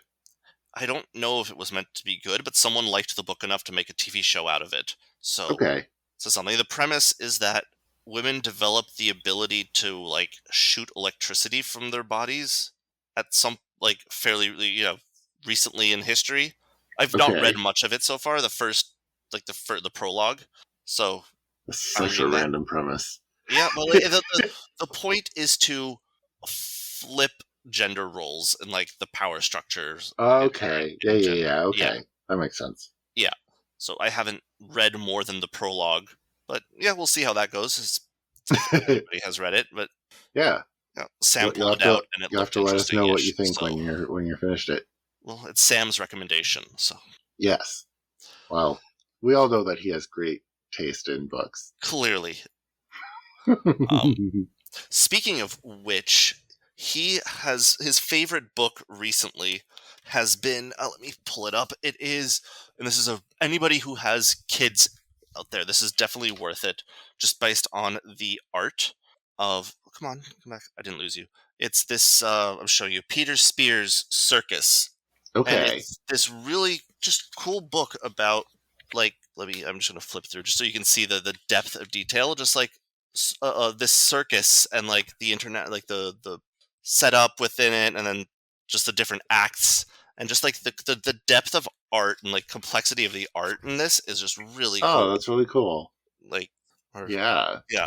and just talks about the different things. And my son is almost 18 months. He's just really enjoying the images and like looking at the animals and the trucks and the tractors and stuff. And but even I'm enjoying looking at this book often just because there's so much going on. And that's really important when you have a book for a baby, because if they like it, you will be looking at it a lot. So I'm Fair still enough. picking up new stuff looking at these images, which is an That's endorsement. amazing. Yeah. That's a strong endorsement. Anyway, anything else you've got? I mean, we could probably be at this all evening, but Sure. let's. I do want some for to next say time. that Yeah. the haters are wrong, and I know you agree with me, but Acolyte is actually really fun. Yeah, it is really fun. I'm enjoying it a lot. Me too. All right. I'm easily pleased though, so am that's I. not surprising.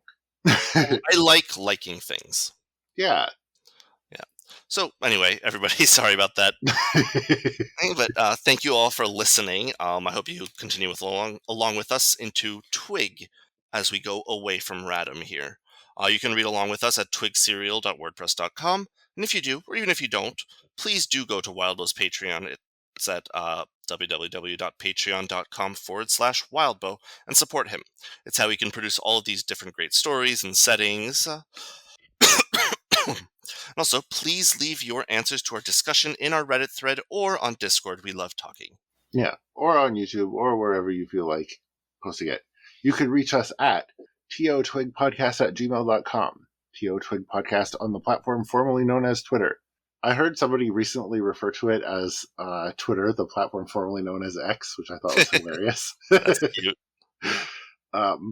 Reddit thread in r/parahumans, our discussion thread in the Doof Discord. Kind thanks as always to Doof Media for letting us hang out in their Discord. Next episode, we will be covering Stitch in Time 4.5 and 4.6. Woo! Assuming that those are actually the chapter numbers that are next. Let me do a quick... Come on. I assume so. 4.5 and 4.6. Yes. Excellent. And for our biology fact of the week, we have a YouTube video that I saw recently by Minute Earth, which is one of my usual sources for interesting biofacts. Sure. The video is called All Plants Have Color Vision. Did you know that all plants have color vision? Oh, of course. Please tell me more about it. So please tell those people more about it. So essentially the idea is that these photoreceptors are these little thingies in all sorts of life. They're just like light-sensitive proteins that a bunch of organisms. They're not eyes, but they do detect light, and a lot of plants will have different types of photoreceptors that detect different frequencies of light. So technically, they're seeing in color, and essentially what it does is it allows the plant to know what other plants there are around it or what obstacles might be around it. And so they can use it to kind of shape their growth so that they're not stuck in the shade. Okay. Is this also how flowers will open up to the sun and close at night? I do not know that. Let me find out. And not at all a parallel question, but a similar question. Is that why tree crowns will not touch each other often? I thought that, but I think that's also to do with, like, actual touching. Like, if they touch, then, just like, it's more like proximity than light. Well, because, like, tree crowns often will avoid touching each other in a forest. Like, they'll be... Yeah, they won't overlap much. In flowering plants, light direction is sensed by blue light-absorbing phototropin receptors. Okay, so yeah. Yeah. Also, plants grow against gravity, which is up, which is also where the sun is. So there's also that. Sure. So I'm sure this experiment has been done many times. I'm going to look that up. Plants grown in zero gravity. Yeah. So while you're looking at that, I will answer your other question, which is crown shyness. The Sure. fact that trees don't touch each other in the canopy. And it says that the exact physiological basis of crown shyness is uncertain. Okay. Studies suggest that lateral branch growth is largely uninfluenced by neighbors until disturbed by mechanical abrasion. So that's kind of what I was expecting. Yeah. Like they grow until they touch the other plant and then they stop. But it does say, this is Wikipedia, so of course it's Yeah. it does seem like a pretty Sourced. well-sourced article. It says a prominent hypothesis is that canopy shyness has to do with mutual light sensing by adjacent plants. The photoreceptor-mediated shade avoidance response, which is what our biofact is a well-documented behavior in a variety of plant species, and neighbor detection is thought to be a function of several unique photoreceptors. Cool. Yeah. So anyway, it never occurred to me that, like, Yeah. plants would be able to... I mean, See. like, yeah. And it's not really seeing, because it's not No, like they can perceive shapes or, like, have any sort of visual processing or anything. But you would just the call fact it that they're able- seeing if you were writing a clickbait article about it. Yes. Like, it's close enough. Yeah. And, like, the fact that they're able to use information Mm-hmm. that they receive from light bouncing off of other plants around them to, get out of the shade of another plant and grow in a more beneficial manner. Like, that's close enough to seeing to be Absolutely. interesting and in that way. Mm-hmm. And For sure. like, it never even occurred to me that that was even a possibility Nope. in Nope. plants. So Definitely not. So I hope that this was new and interesting to you, because It was new and interesting to me. it was new and interesting. Yes. All right. So thank So you, with everyone, that, for listening. we will Appreciate it. say good night, and We'll say good night. we'll talk to you next time. Good night. Bye.